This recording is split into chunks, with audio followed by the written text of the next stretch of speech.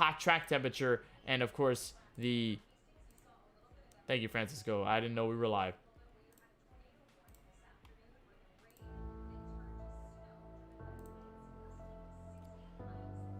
A challenge ready for the drivers here tonight. The Nashville Super Speedway for round 19 of the 4R Racing Cup Series and the third race of the playoffs, as we're bringing coverage right here on MaxSpeedTV. My name is Kenneth Bueno. Apologies for the early. We thought we were live a couple of minutes ago, so we had already gone through a lot of the information, but nonetheless, we're ready to get things started here from Nashville. We'll try to get closer to deciding which 5 drivers get into the 4R Racing Cup Series championship race at Atlanta later this year. Right now, the drivers are already lined up on the grid, so it is our time to take a look at your starting grid, see exactly where every driver and your favorite driver will be starting here tonight from Lebanon, Tennessee, and of course the Nashville Super Speedway. First time this track has appeared on the series schedule. Eric Schaefer takes the first time pole with a 29.353. He wants to remain in the championship 5.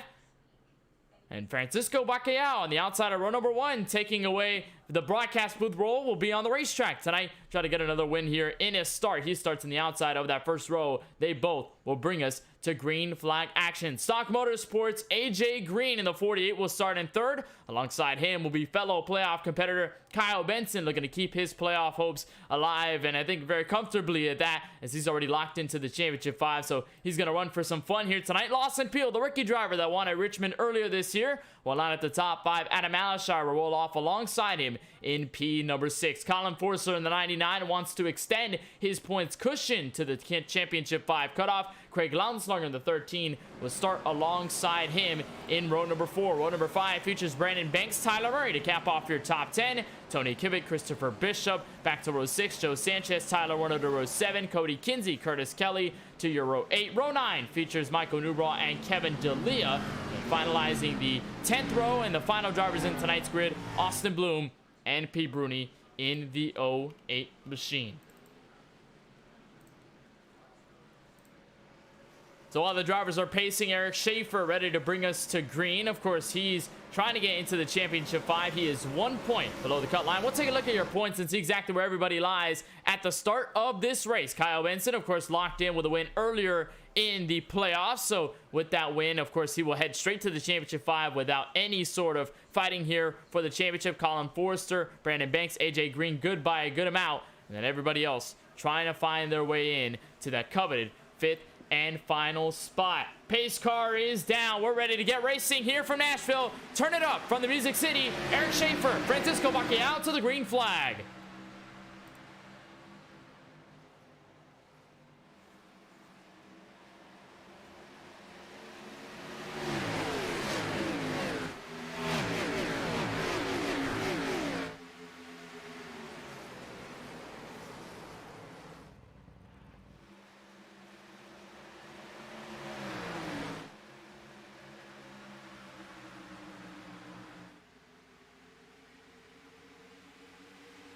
Quick fight between the top 2 drivers in the first row after lap number 1. Francisco, though, already takes control of the race lead. Eric Schaefer, though, having a fight, though, for second, as he ends up clearing himself back for that position. Kyle Benson, AJ Green are in there for third. Lawson Peel trying to find his way to the inside to get underneath that 10 machine. And as they come off turn 4, they'll complete lap number 2, and you can already tell just how hard it is to get around this Nashville Super Speedway. And one thing that identifies it very differently from other racetracks we visit is the concrete surface. You can already tell sort of the color of that concrete surface, a little bit lighter than what you usually see on asphalt surfaces across many other tracks we visit, similar to Dover International Speedway. Of course, this track owned by Dover Motorsports, so of course knowing the similarities between those 2 tracks. But Nashville Super Speedway, which had its tenure since 2001 and reopened back this year, where the NASCAR Cup Series went for the Ally 400. Kyle Larson took the victory.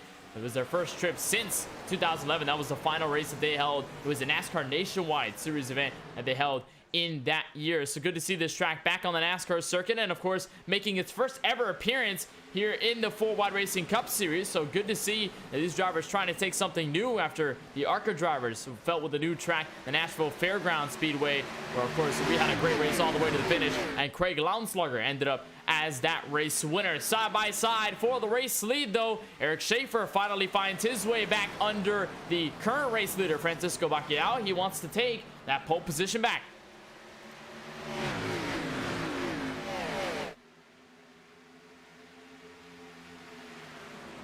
He's going to clear out of turn 2, so the 22 of Schaefer will have to fight another day here. Let's see if we can get around that 30 once more on the bottom side, or maybe even the top side of this racetrack. Everybody already single file through the first 5. I'll start it out. Lawson Peel, I believe he struck the outside wall. He's falling significantly through the field. There he is in his number 12 Budweiser machine. You can tell from the onboard right about there, right side completely crinkled up, so he definitely did have a meeting with that outside wall. So we'll keep an eye on that. May affect him aerodynamically as we move forward. He's now under fire from playoff driver Colin Forster there. That is the fight currently for that 6th spot. Tyler Murray, the next one behind him, also trying to take that position away. And so we'll keep an eye on that side-by-side battle as we move forward. Everybody else, though, up at the front, already getting fairly comfortable. Though this track is not necessarily known for drivers to get comfortable at, because like I mentioned with the concrete surface, is very different from a lot of other tracks we do visit on the schedule. What that does mean when you bring a concrete surface and a hot track temperature on a very beautiful in-sim day, you get a lot of slickness from drivers on the rear end. These Cup Series cars have 750 horsepower underneath the hood, and of course a low downforce package. You see the short spoiler right there. Don't have a large splitter as well, so that also gives way for drivers to go slipping and sliding, maybe kick the rear ends out. When you wear the tires down on this type of surface where it really absorbs the heat and keeps it there, it's going to provide these drivers a very interesting hurdle to topple over when it comes down to handling their cars over the long run. Again, fight for the race lead is on. Eric Schaefer has again found the inside lane on Francisco Bacchiao. He has yet to make the pass complete. He's kind of stuttered right here around this inside lane, but that 30 just maintains stable up top and is able to just hold that place no matter what. And again, off turn 2, they almost about make contact, almost hip checked each other. The 30 is going to get the nose advantage back into turn 3.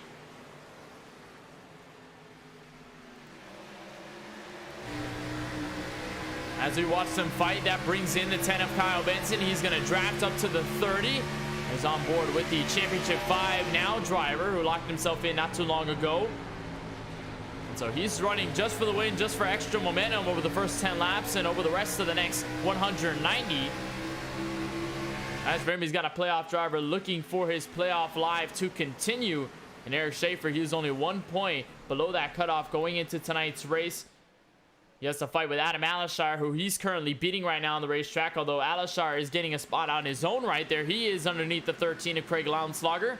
And Lounslugger trying to make that outside line work. Colin Forster, who was fighting up at the front with that 13 machine, is now going to have a little bit to lag back on. Actually, was fighting with the 12 of Lawson Peel, and now catching up to this group with the 13 and the 4. And they'll battle, they'll simmer through. That 13 is going to get the spot there. That's up into P5 right now on the racetrack. So as for the moment, pretty calm up at the front of the field apart from that lead battle. But despite Eric Schaefer's constant pushes to go to the inside, it has yet to phase the race leader. And so we end up still with that BBR number 30 Toyota Camry up in the race lead. And of course, Francisco, if you obviously recognize him and his voice throughout many of our broadcasts, he is usually up in the booth with us, but sometimes has decided to take the role of the broadcaster and throw it in the trash and trade it over for a steering wheel and a helmet. And it turns out he's on the racetrack racing with these guys. He's already got a win earlier this season at the Homestead of Miami Speedway. That was one of the last races that he took part in on the track. Dominated that race from start to finish. Was able to walk away with his first 4 Wide Racing Cup Series victory. Looking to do the same here at a track that he definitely favors among a lot of others on the iRacing service. And you could already tell off of turn 2 that camera showed just how stretched out this field has gone, especially through the first couple of packs. The last car in this group is 11th place Joe Sanchez, and Curtis Kelly is just a couple car lengths behind, almost a full second behind the driver of the 55 and the Housing Belt Chevrolet. Here's the Havoline car of Curtis Kelly, his Ford Mustang working into turn 1. And already you can tell sort of this distinct difference between this second group, what is now the leading sort of guys up at the front from first all the way to 11th that are spanned for about comfortably within 2 seconds. There's Cody Kinsey, who sits right behind him.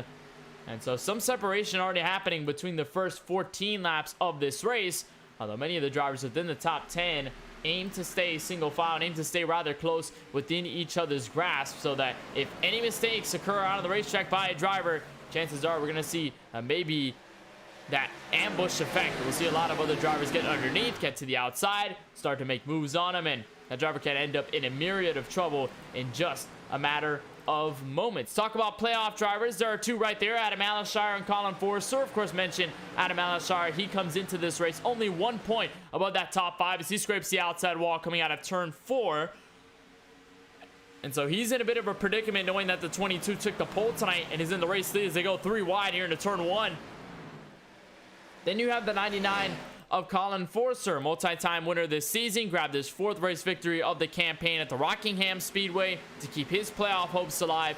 And of course, got other momentum, got other good finishes. He's plus 34 going into this race. So a solid finish, a clean race here for the driver of the 99. Should be able to, caution comes out, and this may be in favor of the 4 machine of Alashire, because the 22 of Eric Schaefer around here off of turn 4 brings out our first caution this evening.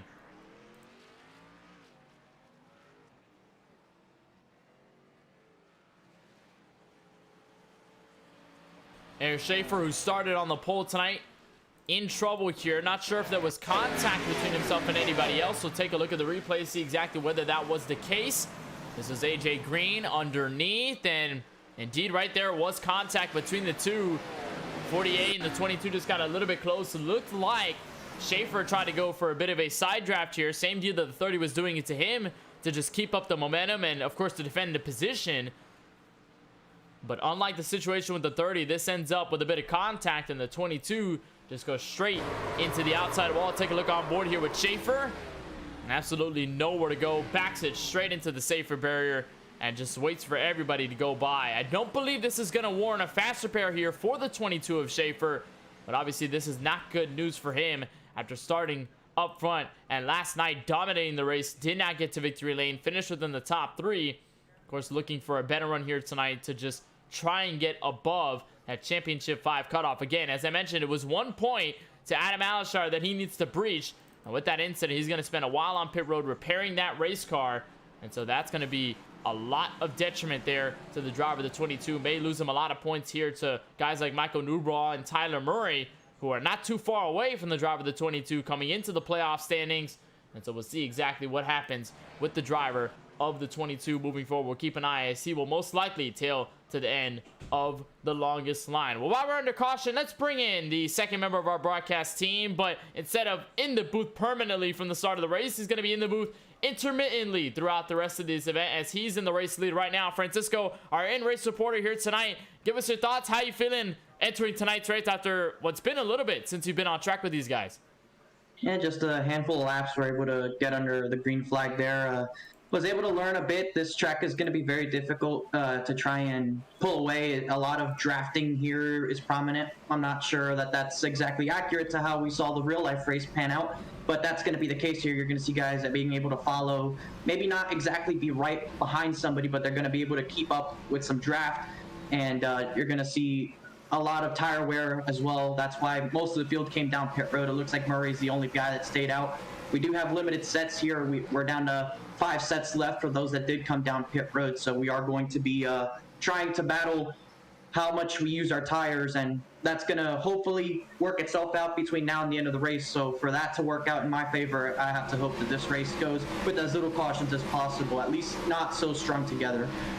Oh, and we know you're about to go green in just half a lap, but quickly walk us through sort of the technique you have to carry there. I know you were fighting with Eric Schaefer for the lead after you took it away on lap 1. Give us a technique of how it's like to race these kind of cars around traffic, especially given the fact that this surface is very hot and very slick. It's a lot of throttle control, but also just know your placement relative to the other cars on the racetrack. You have to trust the other guy in a lot of instances. All right, Francisco, well, we'll let you go. We'll wish you the best of luck here for the rest of the event as you guys are about to go green. Thank you. That's Francisco Bacalhau, our in-race reporter, as Tyler Murray, who stayed out on the old tires, completely wobbles on the outside lane, gives the 30 the advantage as they come across the stripe. We'll see if that's a penalty on any case from race control, but into turn 1, looks like the 30 of Bacalhau has the absolute race lead. Colin Forster swings way out of turn 2. Looks like some severe rear end damage for the Stock Motorsports driver in the 99 in his Chevrolet Camaro. He's going to be on the toes here. AJ Green now trying to find his way by. And so Tyler Murray completely sinking like a ship near the rear of the field, as he was the only one to hold the tire set. And now he's facing the consequences of that quick decision in the first 21 laps, as he completely took a shake into turn 1. Now the 8 machine losing a lot of spots. Everybody's going to go by. And as Francisco mentioned, pretty much everyone, given the fact that the tires are a premium here, went down for pit road service. And this may be the call that ends up throughout the rest of the race, especially if we have intermittent cautions in that fashion. There goes the 10 of Kyle Benson here. He works inside of the 13 of Landslugger.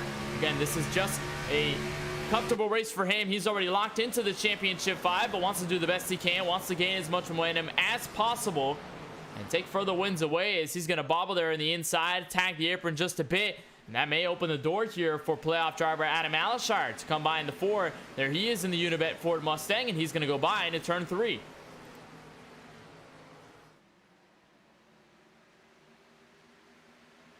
And you talk about some of the effects that happens here at this Nashville Super Speedway, the sort of unique way this track treats its race cars when they're racing at 150%. There is a very big difference between driving, let's say, at the Dover International Speedway, which is similar to this one, and then driving here at this track. Because you see right here on board with Colin Forster, here's a unique look at how you enter this racetrack, as you'll come across turn 4 and take the start-finish line for the lap number 24 of 200. Gonna stay here, a bit of a trial wheel section right about to the start-finish line. You're gonna arc it back. This is 14 degrees of banking, so you do have to slow down significantly to make these corners. Stay all the way to that yellow line. Try not to hit the apron. You come back up out of turn 2. Seems rather simple.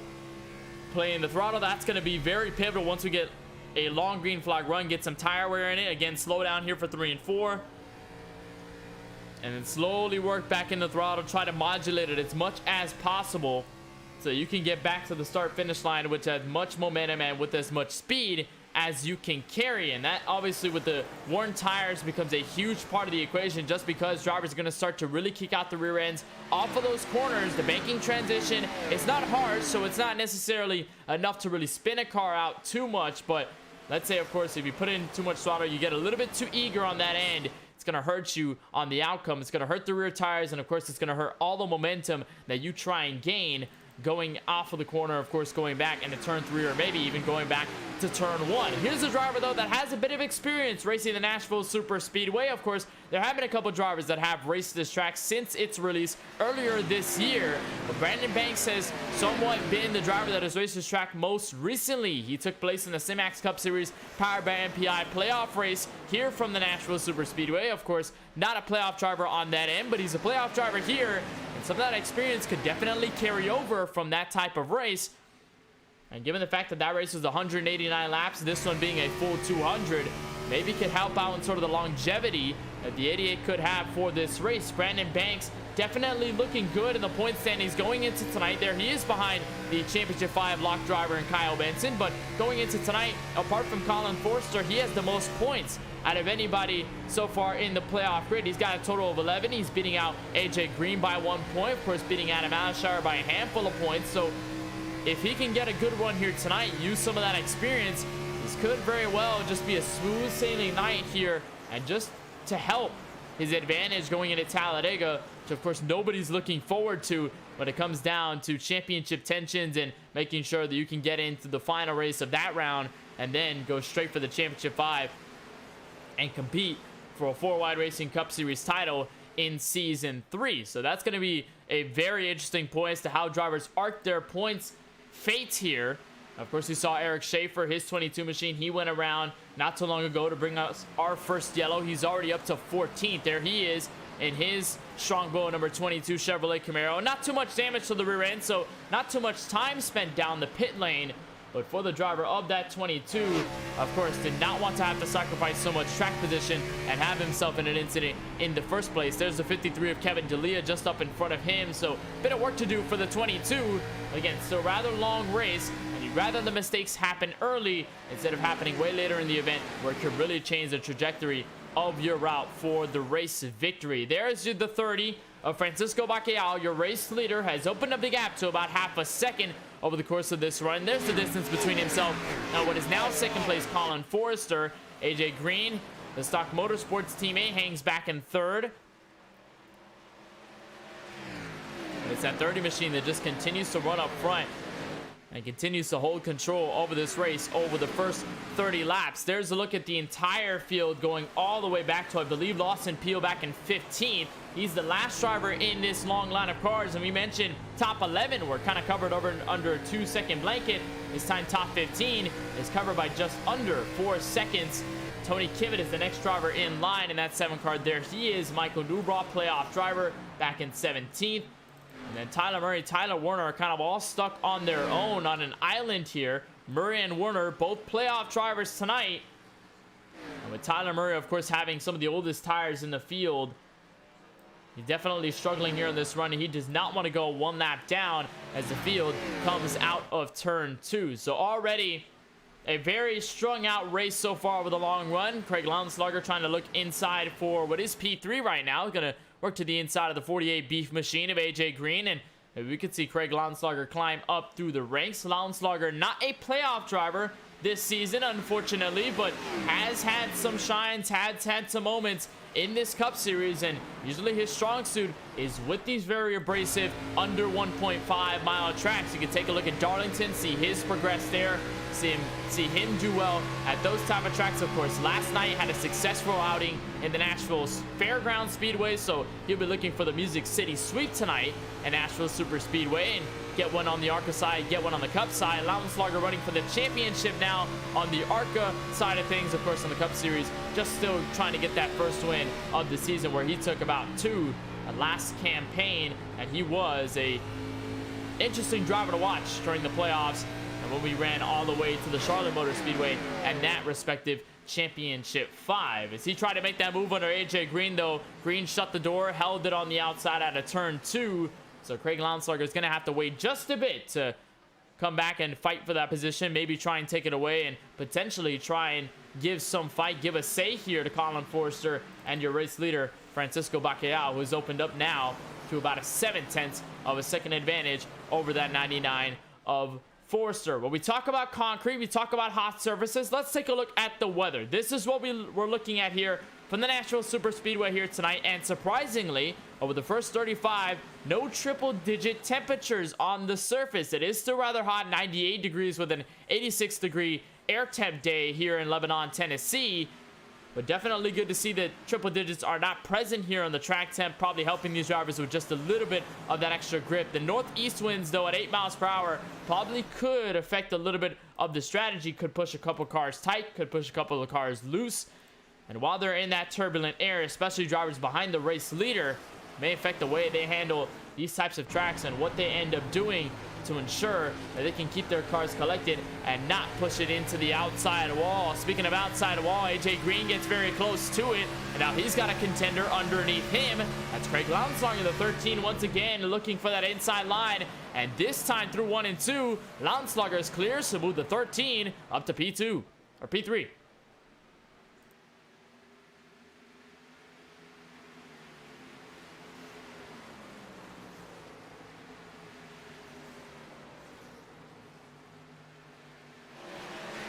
Moves back to what is 4th right now. Gonna have to fight against Adam Alashire. Hope that he doesn't get passed by the driver of the Ford. Joe Sanchez will be next in line to take it away if the 48 does make a mistake. We see Kyle Benson back in P7, Brandon Banks back in P8, Cody Kinsey, Eric Schaefer to your top 10. Already good movement here by the 22. Last time we checked on him, he was back in about the top 15, latter half or so, and now he's in the top 10. So good moves already for the driver of the 22 to keep that speed up. And Eric Schaefer, we know him for a lot of his short track pace. Of course, Rockingham showed out amongst the field. Unfortunately, wasn't able to get the win. On the ARCA side of things, of course, Richmond. A very solid race for him before unfortunately spinning out on the last lap of the race in turn 3 and 4. Dominated the Nashville Fairgrounds Speedway, took home a top 3, but of course was not a race win after taking away the pole, or rather taking away second in that event on the first row.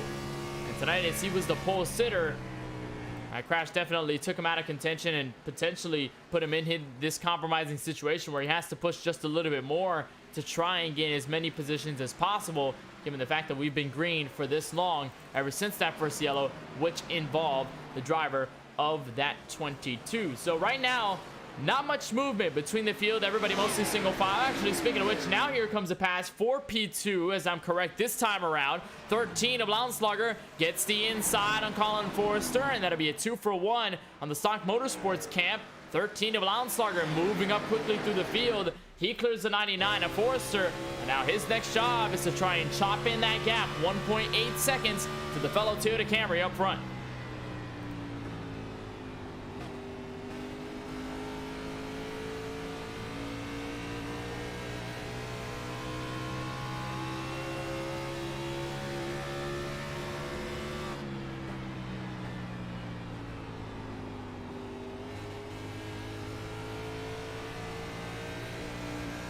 So look at how the 13 aims on this corner. Of course, Gap has not closed in. He's going to stay in front of that 99. And so it'll remain about 1.8 seconds. Almost grew to about 1.9 going into turn 1. And we'll see if Lauenslager can try and reel in the driver of the 30. See if we can maybe have the battle for the race lead. But as for the moment, everybody wants to remain single file. And that's probably what you want to do here at the Nashville Superspeedway, given the fact that this track, like I mentioned earlier, can be very slick, can be very tough to maneuver on the exits of the corners. And while we rode on board with Eric Schaefer not so long ago, there saw the absolute push effect that happened off of turn 4, where he almost went into the outside wall, burned off the right front. And so the car just wants to go straight for the safer barrier when you put in the gas. But there could be a lot of drivers that suffer with the oversteer effect, in which they burn up their rears, they take care of the right front, but they don't mind the right rear. And so when the right rear starts to wear out, you'll see drivers start to slip out a little bit. The rear ends will not start to comply with the inputs that drivers give them, and of course their applications on the throttle pedal. And so that's going to matter a lot with this surface going over the long run. And just very different with the low downforce package. Of course, at Dover, you have to fight the same effect with the way the banking is structured over there in Dover, Delaware. But here at this track, of course, a very interesting challenge there with the way this track was. And the Cup Series, they never ran until 2021, so this is a rather recent addition into the iRacing service. Of course, launched earlier this year after the Nashville Superspeedway event happened, and Kyle Larson took a win in that first affair, the Ally 400. And of course, this track joined at that time, the new Nashville Fairgrounds Speedway. So you had a double duty there for the Music City racetracks. So it was good to see both of those racetracks on the side, and to have NASCAR come here for the very first time since 2011. Again, as I mentioned, 2001 was when this track opened, but it had only hosted NASCAR Xfinity Series, NASCAR Truck Series events up until 2011, where they held the final NASCAR Nationwide event, and then they had never looked to renewing their dates for a Cup Series scheduled race until this year, where they revitalized the track, reopened it to the public, had a lot of fanfare for the Ally 400, and of course a great inaugural race that was broadcasted on NBC earlier in the summer and the month of June. And so it's good to see this track on the iRacing service in its full form, and of course allowing the sim racing drivers to experience the brand new Nashville Superspeedway for hopefully years to come on the real life NASCAR Cup Series schedule. Look at on board here with the Marvel Studios number 30 Toyota Camry, and there is a look up at the front. There's some lap traffic. There's a driver up there that's waiting to be lapped at this point. So sooner than later, if the pace keeps up and we do stay green, a driver of the 30 may be in for some potential lap traffic. The driver in question is Tyler Warner in the 33. So Tyler Warner, although he's got only 29 lap old tires, he's on the same strategy as the main leaders. He is falling off on pace and just had not been able to keep up with the rest of the field. Tyler Murray is going to be the next one in line. Should the 30 get by the 33, if we don't have a yellow by then, And Tyler Murray, who is on the oldest tires of the field, is just aiming to survive. And again, he looked to save the set, but the sacrifice is a lot of the track position and, of course, the hope that a yellow could potentially come out and help their case. But apart from that, most of the field on the same strategy here, lap 49. And if we do stay green for at least another 20 or so laps, it should open up the possibility of a green flag pit stop to happen for pretty much the entire field. Of course, Tyler Murray may be the first one to come down for pit lane service, of course, with the way that he did stay out on the recent yellow. But for these guys, give it about 18 laps or so, they may end up on the fuel window to come down pit road. And so we will see the leaders come down. We will see the drivers shake each other up. And we'll see just how drivers play the strategy, how they go down pit road on the brakes out of turn 4.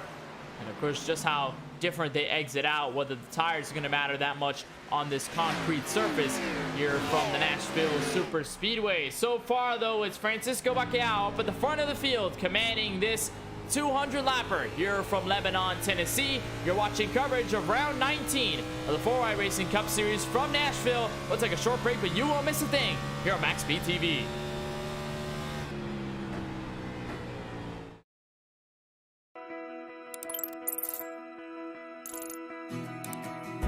iRacing is a sim racing game that combines a true-to-life racing experience with an online community of virtual racers from all around the globe.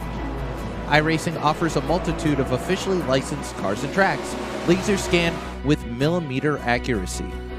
Their car models and mechanical systems are based on real-world physics, engineered in cooperation with manufacturers and race teams. Their skill license system ranges from rookie to pro, ensuring members are always pitted against those with similar skill sets. Members are able to sign up for a weekly race series, compete in time trials, host a private race with friends, and participate in racing leagues created and run by the community. With over 170,000 members, iRacing works in partnership with renowned motorsports organizations like NASCAR to deliver virtual races based on the real-life NASCAR Cup Series, as well as many other series on the NASCAR ladder. iRacing also features team racing, providing a variety of options for members to create and manage their own teams. Race with friends or real-world teammates in full-length endurance events like the 24 Hours of Daytona, Spa 24, or the Bathurst 12-Hour. Additional partners include IMSA, World of Outlaws, Supercars, and IndyCar, allowing members to race in their very own Indianapolis 500, Bathurst 1000, Chili Bowl, and many more iconic events. This is iRacing, delivering the most authentic racing experience short of getting into a real race car. Sign up today at iRacing.com.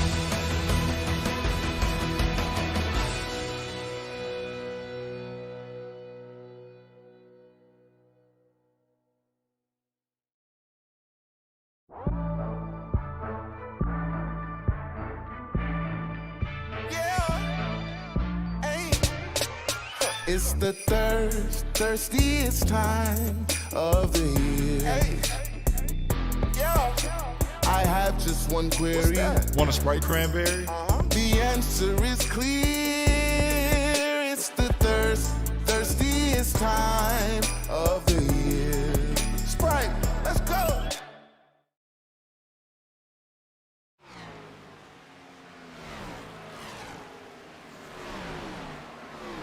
Closing in on the first round of green flag pit stops on our 200 lapper here from the virtual Nashville Super Speedway, where we continue our coverage of round 19 of the 4 Racing Cup Series and the third race of their 2021 playoffs. Right now, looking at a big scuffle between multiple drivers on the lead lap here, just outside of the top 5. This is Brandon Banks underneath Adam Alshire, would fallen back Eric Schaefer in the mix, Cody Kinsey, the 4th driver there, and that Rockstar Chevrolet Camaro. They continue to fight for position, but at the moment, it is Francisco Bacalhau up at the front of the field, who has been commanding this race since the very start after taking the lead on lap 1, turn 1. He's already lapped Tyler Werner on his case through the rear of the field. Tyler Murray is the next one in tap to be 1 lap down. There he is, who had just unlapped himself right about now.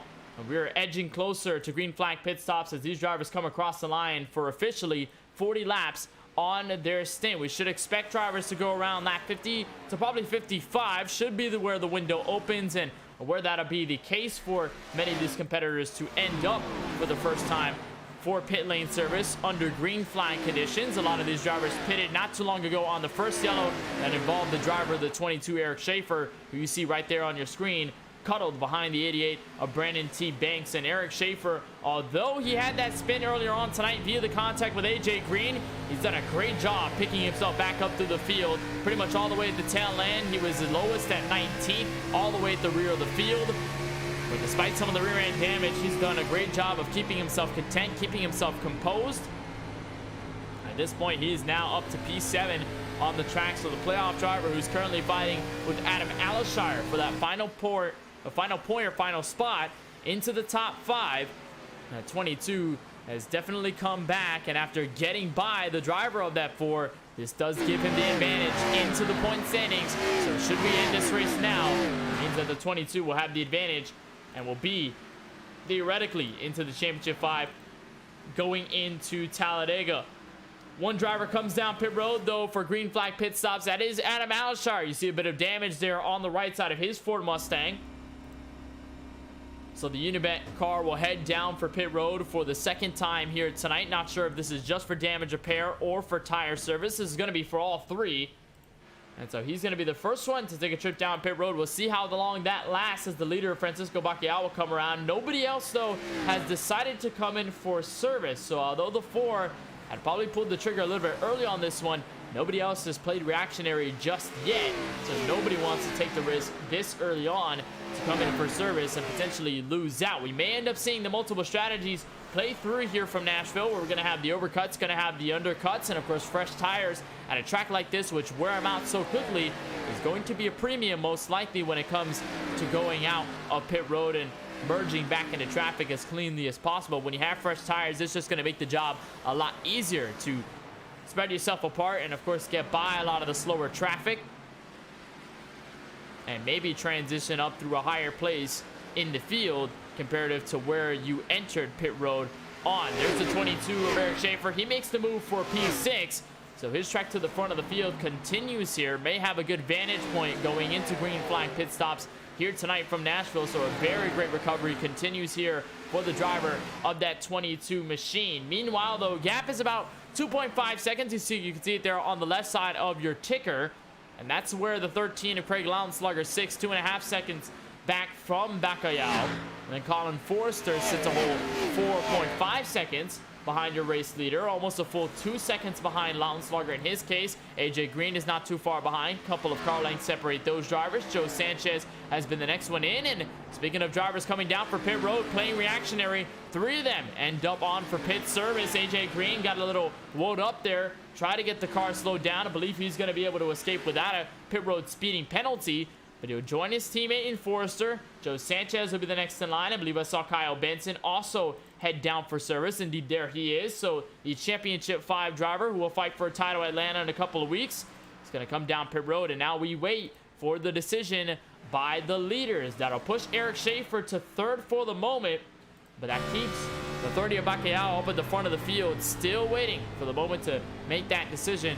Come down for 4 fresh tires and some fuel. Again, 50 laps is pretty much the length of the stay here for many of these drivers, and actually got it wrong. It was about 45 to 50. I think that's been the window to open through on the long stretch of green flag laps.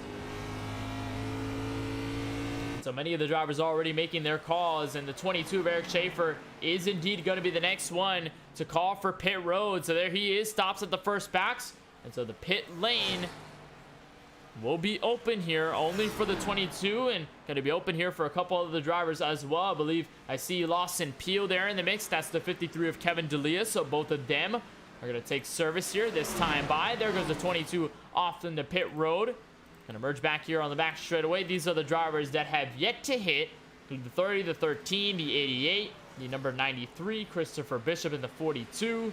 I believe Curtis Kelly is also one that is yet to hit. So basically the top 6 are the drivers to all stay out the longest. And now here comes Brandon Banks to the forefront of the conversation on pit road. And I believe race leader, indeed it is, race leader Francisco Bacallao and Craig Lownslugger come down pit road for the second time here tonight. So all the top 3 leaders are going to come in unison.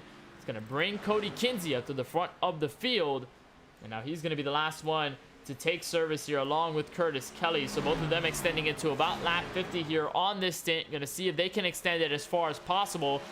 93 will open the door up here to Colin Forster, who's going to lap himself. And so now we play the waiting game for all the drivers to cycle themselves back through. Is going to make for a very interesting case of green flag circumstances, because now top 3 who had went down pit road not too long ago are going to have the advantage on tires. As you see the 30 get right in front of the 99 of Forster. He's not going to lose any positions to those guys.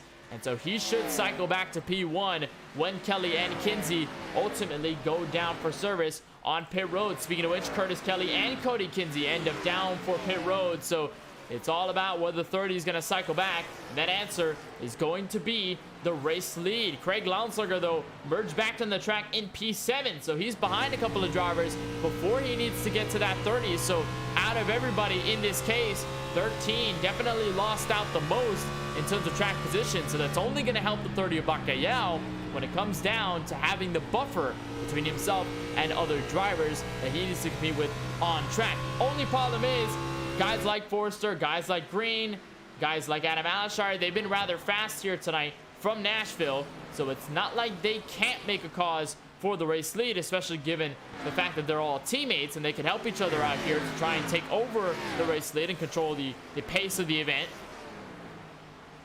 It is going to help Bacalhau's case against Launsberger, who was in P2 at the time they went down for pit road. We complete lap number 69, head for lap 70 of 200. Still a long way to go here from Nashville. We just crossed the line for pretty much 130 laps left in this event. And of course, the real life event here from Nashville Super Speedway took place June 20th, happened with 300 miles on tap, or rather 300 laps on tap, 400 miles on tap. It's a rather long one, but we're pretty close to the full-length distance. NAS went around 150 laps, pretty much halfway distance from the real-life event. So we're going a little bit longer. Simex Cup Series went around 189 laps when they took the trip here to this track in their playoff circumstance.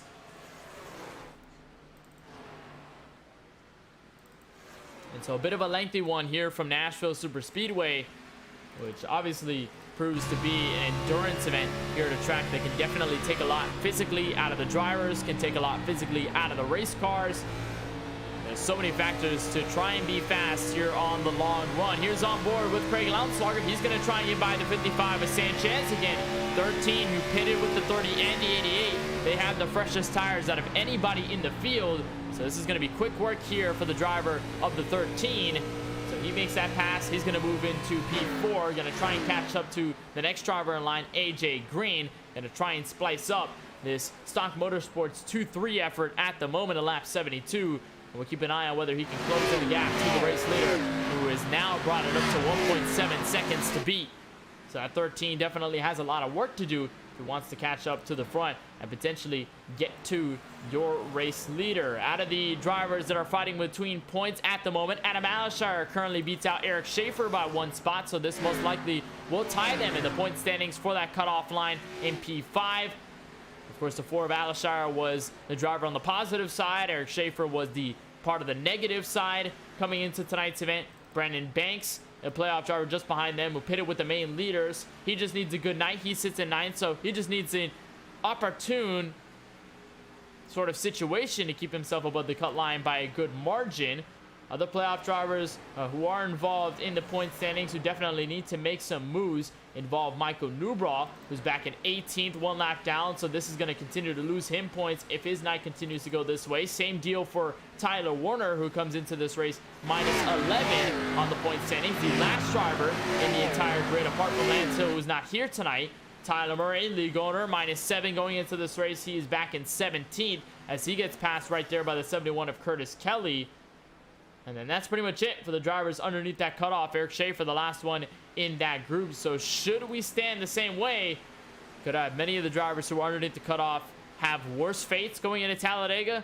But for the driver, the 22, and Eric Schaefer, if he keeps up this run, this is only going to keep himself closer to that cut line, put a little bit of pressure on the driver there in the 4 machine of Adam Alashire. So again, to touch on what's been a very calm 76 laps here from Nashville, we had a lot of green flag circumstances. Of course, the 22 of Schaefer was the pole sitter here tonight, set the fastest time, led us to green. But Francisco Bacalhau immediately took advantage on the first lap, took the lead, and he has not looked back since, similar to what we saw at the Homestead Miami Speedway.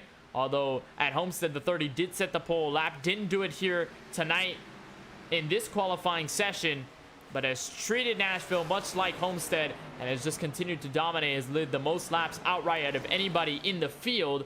Eric Schaefer went around for a quick spin after contact with AJ Green in turns 3 and 4, brought out our first caution. Tyler Murray was the only driver to stay out at that certain point in time, and so he had the oldest tires. He fell back very quickly, wobbled on the restart, allowed the 30 to take back the lead, and as of right now, our green flag pit stop circumstance reverts the 30 back to the race lead. Forster, AJ Green hold back in P2 and P3 respectively. Craig Launslager and Joe Sanchez currently in your top 5. How about we talk about some paints here tonight from Nashville? Let's look at AJ Green. And we know that over the past couple of races, over most of the entire season, AJ Green has had a type of paint scheme that has mentioned beef on it. Different colors, different faces, different graphics, but you do see the same font in the same colors, that blue and red. You see the beef there on the side, either side of this 48 Chevrolet Camaro. And so this week in Nashville, looking for the farmlands, looking for the cows. This has got milk all the way on the rear end of his car. And it's definitely a very good thing to see that AJ Green has brought out the creative paint, sort of the creative paint book, I guess, with the ideas. As he currently fights for third, a good run so far for that beef machine. Had a Mac Tonight inspired beef machine at the Darlington Raceway not so long ago. Had another unique beef scheme at Texas last week. He gets passed here by the 13 of Craig Launslager, who's trying to catch up on fresher tires to the leader. It's nice to see different colors here from the 48 of AJ Green, and of course hoping to see many more of the creative meme schemes from that 48 machine and the beef colors continuing to rock their way all the way to Hampton, Georgia, and this season finale. Kind of reminds me of James Penske for the Force Dynamics Dallara iRacing Grand Prix Championship, where every single week of the season brought out a new paint scheme that had a different theme, whether it was his iRacing stats, whether it was a celebration of a birthday from one of his fellow competitors on track, to just all the faces of the drivers in this series, or to just camos, to tie-dye colors, to whatever you can name, he would have it on his Dallara IR01. And so it's great to see that AJ Green has kind of served as the Penske of this series, bringing out many of the different paints, bringing out a lot of the great colors, and of course having a lot of fun with his schemes as well. Going to be a bit of pressure for him and his teammate Colin Forster, though, because the 13 of Launslager is going to take this away back for P2. Again, 13 pitted with the race leader, so he is on the same strategy, and therefore he does have fresher Goodyear Eagles. But of course, Colin Forster, AJ Green, they do not want to fall back similarly to kind of what they did in that opening run. Kind of fell back just a bit throughout the long green flag stretch, and as the tires were off, they kind of wobbled a bit, kind of meandered around the mid portion, but they can keep themselves here. I think that'll be a good sign to tell. And I think the 99 had a moment there coming off of turn 4, possibly got a little bit tight, and now that opens the door here for the teammate AJ Green to work to the inside of 1 and 2.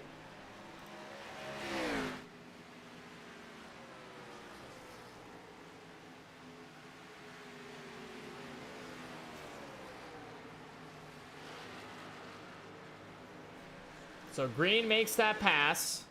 He'll try and catch up to the 13, who is trying to catch up to the 30 here. Who's opened up the gap now to 4.3 seconds. So it is growing here for the driver of the 30. Just lapped Tyler Murray there. He is in the 8. The big fast racing Chevrolet Camaro. So he's going to go a lap down. It's going to put 3 drivers total under 1 lap down. Michael Newbron and Tyler Werner, the only other drivers apart from Murray here in this sequence to go 1 lap down to the race leader. Bit of battles here throughout the latter half of the top 15. Here's a nice little group cluster here. Tony Kibbett in the 7. Had a quiet night tonight from Nashville. Hasn't done too much. Hopefully we can see him compete for the end of this race, or near the end of this race. Christopher Bishop sits just behind him. Austin Bloom in the 27 for Stock Motorsports sits the 3rd car in that sort of train, although he's starting to fall back, and now the 42 could put the pressure here on this 7 car of Tony Kibbett. Bishop having the fresher tires, so it may make easy, quick work here out of the 7 car. Kibbett's going to open the door, and the 42 is going to make the switcheroo. Going to go to the inside and going to easily clear here. That's a move here for 13th. But apart from that, everybody mostly single file and separated between each other. I guess the only small gap I can see, apart from that battle there between the 42 and the 7, is the 2 teammates in Colin Forrester and AJ Green, although that has opened up on its own right. If you can see just far ahead, moving into turn 3 out of Kyle Benson's front windshield. There's the distance there as the 99 made the mistake out of turn 4. His speed has considerably dropped off. Joe Sanchez could be the next one in line to take this one, or take that spot away, and to maybe gain an extra point on his route. Joe Sanchez, good to see him back in the series, and did not see him last night in the ARCA affair for the Nashville Fairgrounds Speedway, but of course good to see him on the track whenever he does show up. Not a playoff competitor this season in the Cup side, is a playoff competitor in the ARCA side, so similar to Craig Launslugger's path right now in 4-wide competition. Sanchez is locked into the Championship 5 on that front via the win at Bristol Motor Speedway, where he got around Ricky Lawson on the final laps to take the checkered flag away. So we will see Joe Sanchez fight for a title, although it won't be on the Cup side, it will be on the ARCA side at the same track at Atlanta Motor Speedway. So Sanchez having a bit of fun here, being a little bit free with his housing belt SimLab Chevrolet Camaro as he tries to catch in through Colin Forrester. I believe he's actually closing in. Last lap said almost a full 10th faster of a lap than the driver of the 99, so pace is dropping off for this stock motorsports machine, and even then some. Look at the damage on the right front. Most likely had a tag of the outside wall, could have set off that pass that AJ Green completed on him, and the 99 is starting to fall off just a bit. Luckily he does have a playoff cushion in points, so this won't necessarily hurt him too much, although you don't want to see that going into this race whatsoever. Especially any competition you face in, you don't want to have a lot of those mistakes. You don't want to suffer on the long run, because if you do go down pit road, you are most likely going 1 lap down or more on the racetrack. You don't want to join the likes of the last 3 in the running order that'll be a lap down and sort of behind the 8 ball, especially given the fact that we have only had 1 total caution here in this entire race over the course of the first 90 laps. So we are approaching the halfway mark of tonight's race. So right now, leaders are on 23 laps of their stint. So we should see probably another 25 out of them before they end up on pit road the second time throughout. That is, of course, if we do not get a yellow flag. And like Francisco mentioned on the in-race supporter segment, on that first yellow, tire sets are going to be limited. Give them 7 tire sets going into tonight. And so although we've seen a lot of long runs and it probably won't result in drivers using as many tire sets to its limit, or to its absolute limit at least, it's definitely going to be a challenge to make sure that you can keep tire sets for the end of the race. And given the circumstance that maybe we end up in a green-white checkered event, maybe we end up in the final laps of the race where tires are going to be more than anything, could be opportunity for drivers who do save a set to end up on pit road, and of course have the advantage over the rest of the field, have the upper hand. There are some drivers who like to save sets, some drivers who like to waste them. Just all depends on what trajectory you want to go to, what strategy you want to employ in any given race, and especially with this one being a very long event here tonight. It's going to be rather interesting to see which drivers try and play the strategy, which drivers don't, which drivers end up on the good side of things, which drivers end up on the poor side of things.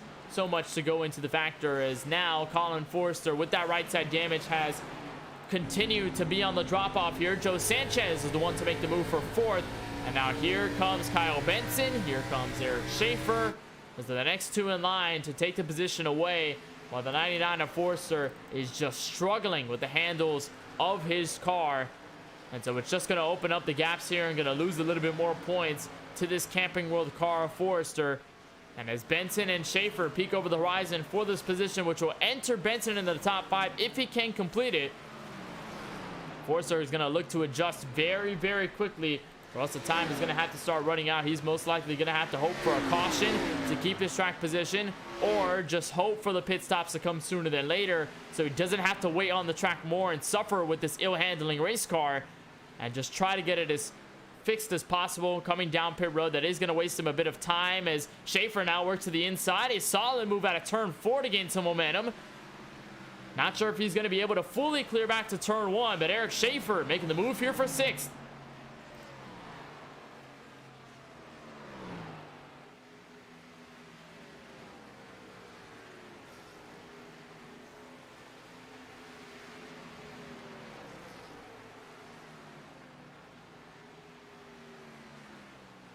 And look at the remarkable recovery that Eric Schaefer has made so far here tonight.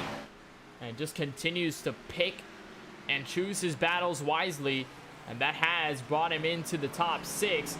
We're going to look to pass here on Colin Forrester to get back into the top 5. The real question is, though, for that 22, is if he does get brought up back to the field, let's say if he does get back up to the top 3, how is he going to handle being at the front? Because most of this race he spent in dirty air for the most part. He spent it behind a lot of other cars trying to pick those positions off. But if he gets to the front, how is he going to try and tackle against the 13, who's been quick over long runs, and the 30, who of course has been quick since the drop of the green flag? It's going to be interesting if they pack each other together to see if that 22 can maybe try something different, pull something up his sleeve to get closer to these guys. And if he does get close to these guys, how is he going to handle the pressure amongst the front of the field? Is he going to separate quickly, or is Schaefer going to try to reclaim the lead like he did in qualifying to take away the pole and set the fastest time of anybody in the field to lead to the green flag? So at the moment, running order sits like this. Bacalhau, your front runner right now in P1 by 4.6 seconds. Craig Lautenschlager currently sits 2nd. They're both on the same strategy, mind you. If we do end up on the 2nd round of green flag pit stops, I expect these guys to most likely stay out the longest, go down pit road last. AJ Green wraps up the top 3 after getting by his teammate. Joe Sanchez has also peaked through 4th. Colin Forster still holds control of the top 5, although he is slightly being hounded here by the 22 of Eric Schaefer, who holds 6th. Kyle Benson is in 7th. There's a considerable gap between the 10 and the 88 of Brandon Banks. Lawson Peel sits 9th. Cody Kinsey was one of the last to pit on the 1st round of green flag pit stops. He currently wraps up the last position in the top 10 tonight from the Nashville Super Speedway. So not that much action here in this event tonight,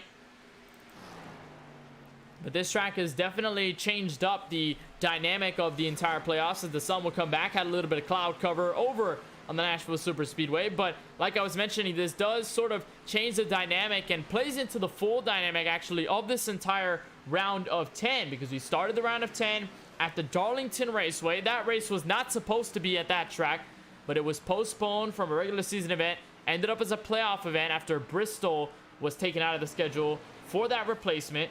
So Darlington, as a very odd X-shaped sort of intermediate style track that's underneath 1.5 miles, played definitely a great strategy race, definitely a great race there where Kyle Benson locked himself into the championship 5. Had a 1.5 mile track at the Texas Motor Speedway, a reconfigured track that had a lot of tire wear, but a rather new track surface.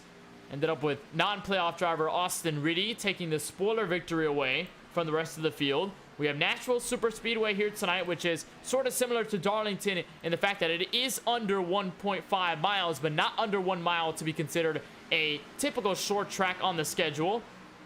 And Nashville being a first-time track in the series definitely also plays into the fact as well.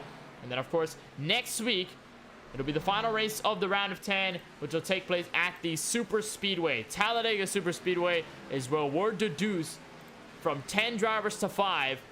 And then we'll have those 5 drivers compete at an intermediate track on December 29th, the week after that, for the entire championship. And so a very interesting round of 10, of course. Not expected to have Darlington in the mix. We were supposed to open it at the short track in Bristol, Tennessee, in Bristol Motor Speedway.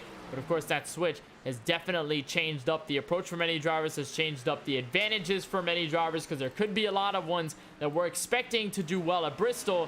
All of a sudden got the news that it was going to be switched over to Darlington by the time they started the round of 10.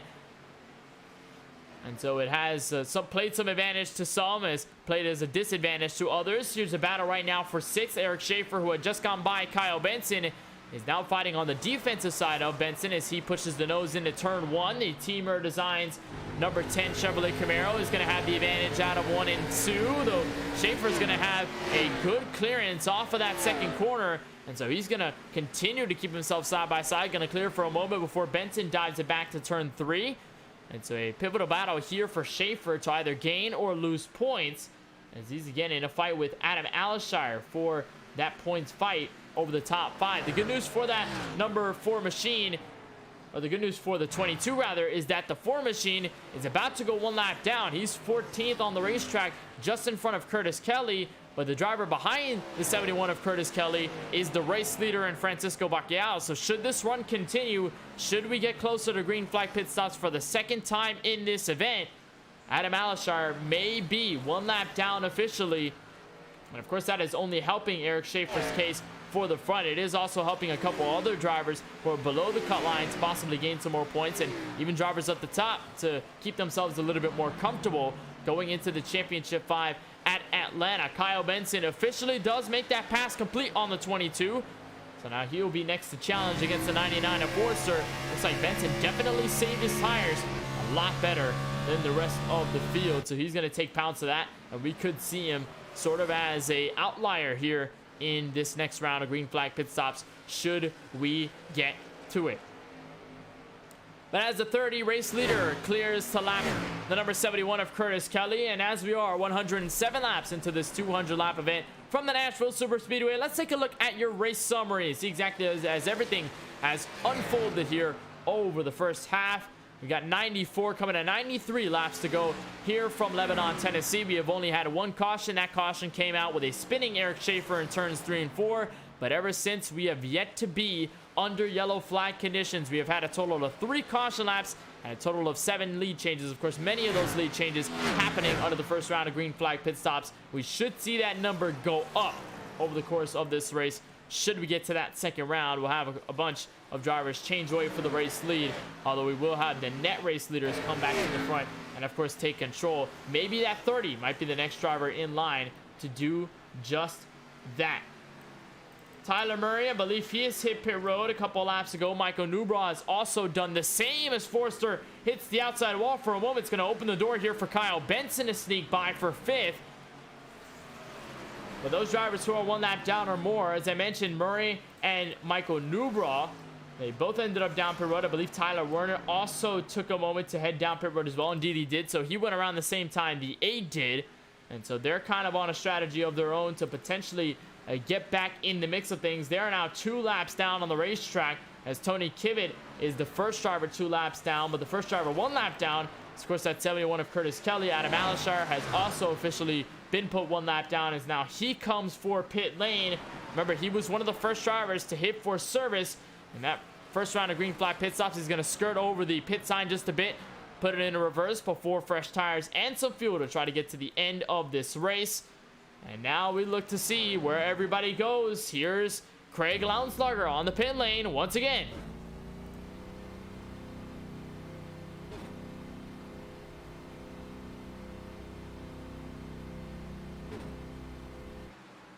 So he comes down. Sanchez and a host of others will continue to stay out. I believe we saw another strike down pit road. AJ Green is going to be the next in there, the 53 of Kevin D'Elia.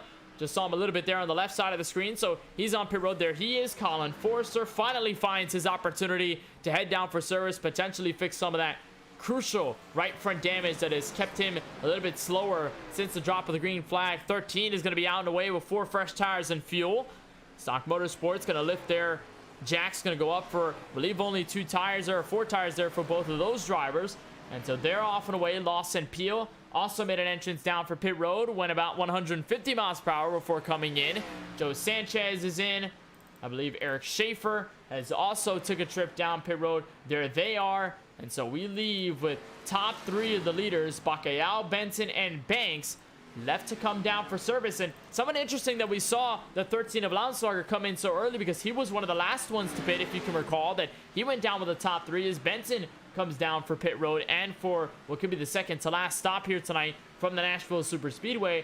That 13 went a little bit early, so maybe he's looking for the undercut, trying to make sure he can get headway of the leaders. There's Bacalhau into pit road. Once again, Brandon Banks is going to be the next one to be on the tally. Cody Kinsey, who is not too far away from that 88, is also going to be looking to come down for service. There's the 88 hard on the brakes, so he's going to be going down for good. Cody Kinsey, I believe, will stay once again an extra lap. There's Bakayao on the pit lane, so he's going to look for his stop. He's going to look for 4 fresh tires and for fuel to continue his route to get near the end of this race. There's the Captain America shield there on the pit side to let him know where he stands. And so he's going to go for the 4 fresh tires, and that leaves Cody Kinsey as the last driver here to stay out officially. Curtis Kelly is going to be the next one in line. So as of lap 46 on these guys' stints, they're going to be the next one to call for pit road in just a couple laps time. These two extended it all the way to about lap 50 before they went down for pit road. So not uncommon to see these drivers doing this strategy at this portion of the race. They're going to get unlocked here by a lot of the fresh tire guys and just let them by. We'll see how they cycle through. Although the 30 of Bakayao once again comes out of pit road in control of the lead. And so he will cycle back once Cody Kinsey and Curtis Kelly come down respectively. Craig Lounslugger did not lose as much here on this stop, so I believe the undercut probably worked here for the driver of that 13. Definitely made it work here to keep himself in second. Again, as you recall, when he went down pit road with the main leaders the first time around, lost a couple of spots, and he was back to about P7 on the racetrack. And so with this call, with this strategy play, the 13 is going to be able to hold second. Although he does have considerably older tires here than the leader by about 2 laps. And that's not really a lot in terms of the naked eye. When it comes down to the entire lookout and this track and how it wears down Goodyear Eagles, and then that 13 is not going to have an advantage whatsoever. And that 30 is going to have the right to just continue to pull away, much like he's done throughout most of tonight. He's usually had a gap of around 45 seconds on these longer runs. And so the 13 is going to try and cut that down. Now we finally have Curtis Kelly, one of the 2 that have stayed out up until this point, to come down. Cody Kinsey is going to follow suit next. And after he comes down for service, it will be the 30 of Bakayao up at the front of the field once again. There's the 93. He'll head on the brakes for the pit stop cone, the pit stop line. Come to a slow to pit road speed limit. He'll stop at his stall.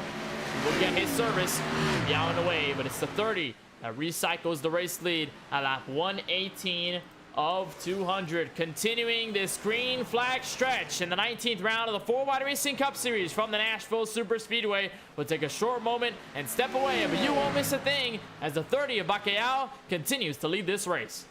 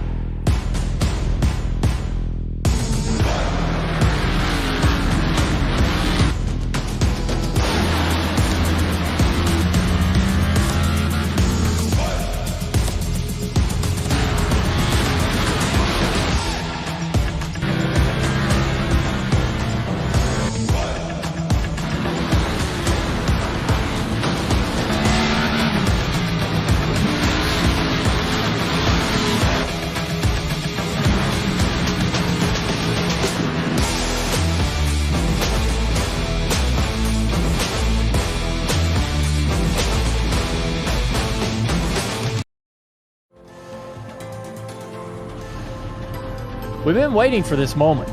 Generations of innovation all coming together in one place. A pedigree of more than 70 years of NASCAR Cup Series history. from the past to the present, from Petty to Earnhardt to Elliott. Today, there's no more waiting. The future of NASCAR is now. Drive the next-gen cars today on iRacing and step into the next generation of racing.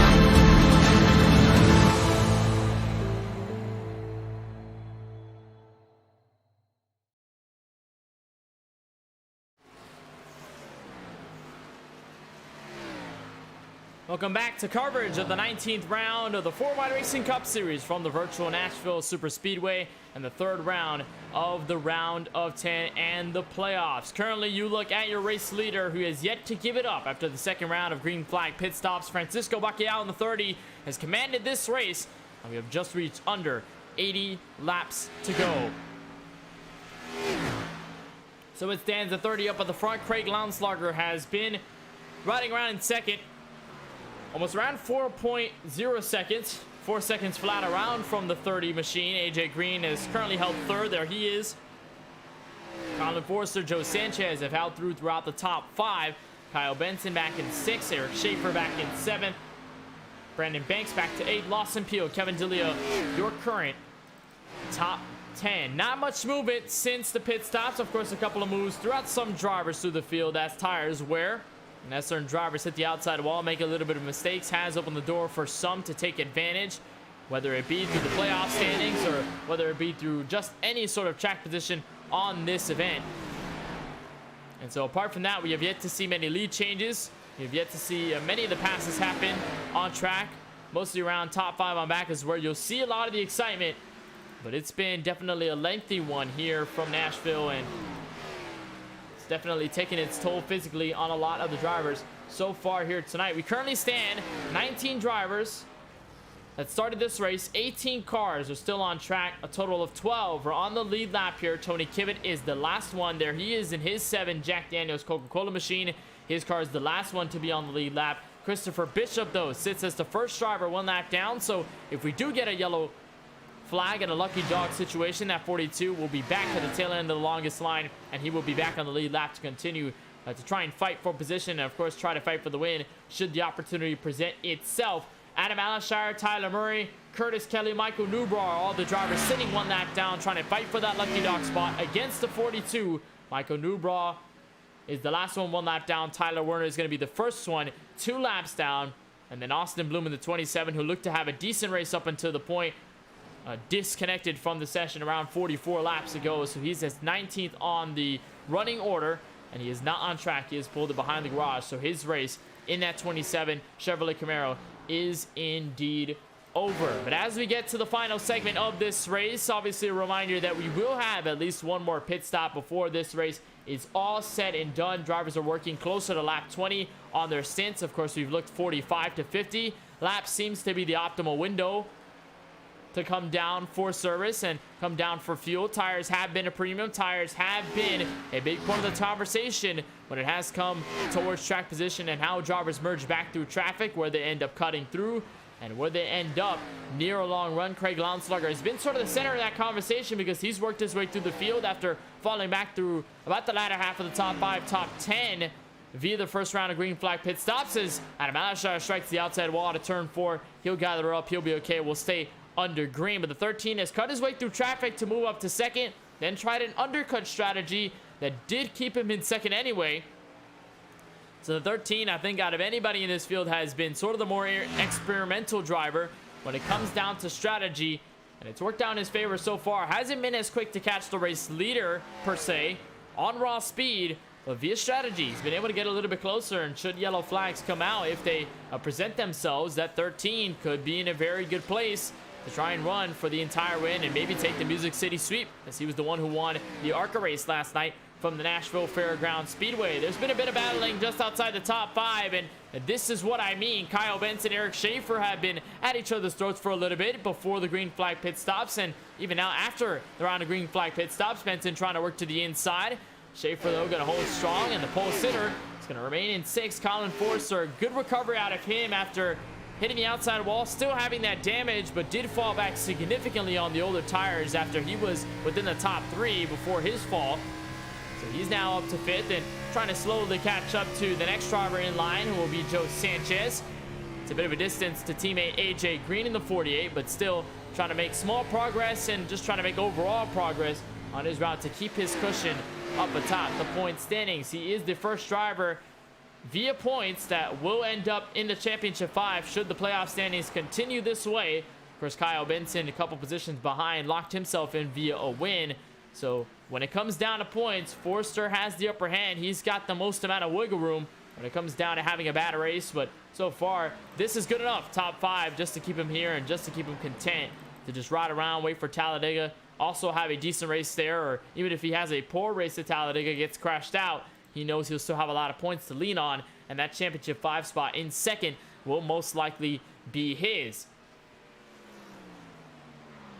So much like Texas, non-playoff driver is up at the top of the leaderboard, just not at the end of the race. Austin Reedy, remember, he was a spoiler at the Lone Star State just last week. We had a playoff driver win the first race of the round of 10. But we have yet to see another playoff driver head to victory lane. That's been a different case in the ARCA side. By Nashville, we had already our 2nd playoff winner in the case of Craig Lounslauger last night. But in the case of tonight's race, the top 2 were both non-playoff drivers, and they've been some of the strongest ones in this entire field. AJ Green in 3rd sits as the only playoff driver in the top 5 apart from Eric Schaefer. As Joe Sanchez is a non-playoff driver, he currently sits in 4th on the racetrack in between the 48 and the 22. So tonight could be another non-playoff spoiler in the form of this 30 Toyota Camry.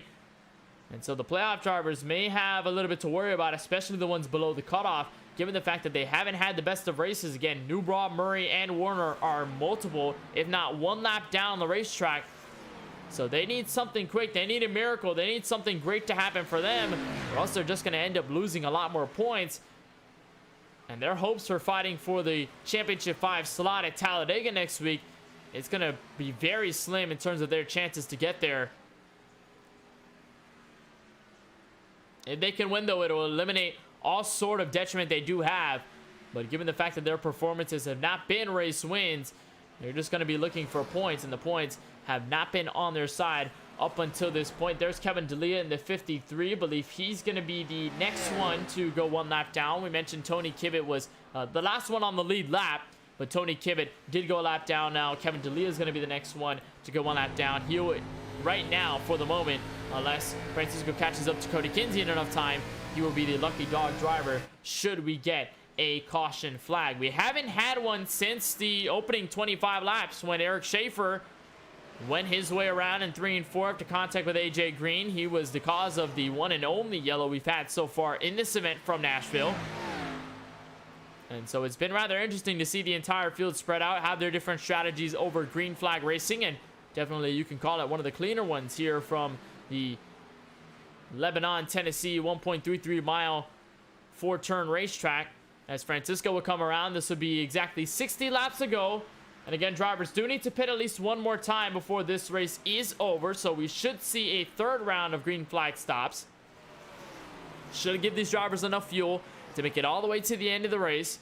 So they want to play a little bit cool here. I don't believe we're going to see anybody save unless they really want to stay out or have pitted a little bit earlier. But for the most part, pretty much everybody in the field is on the same page. Many of them only separated on their stints by just 2 or 3 laps. At most, it's probably 5, but for many of the drivers on the lead lap at the moment, it's a very slim margin in laps between themselves. So by the time that this 3rd round of green flag pit stops does happen, if we don't have a yellow, We're just going to have everybody come around down, and then that'll be their last stop. Whether to be an undercut or an overcut, that's the big question, because Lounslugger played an overcut the first time around. Didn't work out for him. He worked for the undercut the second time around, and it played to his favor. So what does that do for other drivers here? Maybe guys like AJ Green, Joe Sanchez, Kyle Winston, Eric Schaefer, they could take some notes here.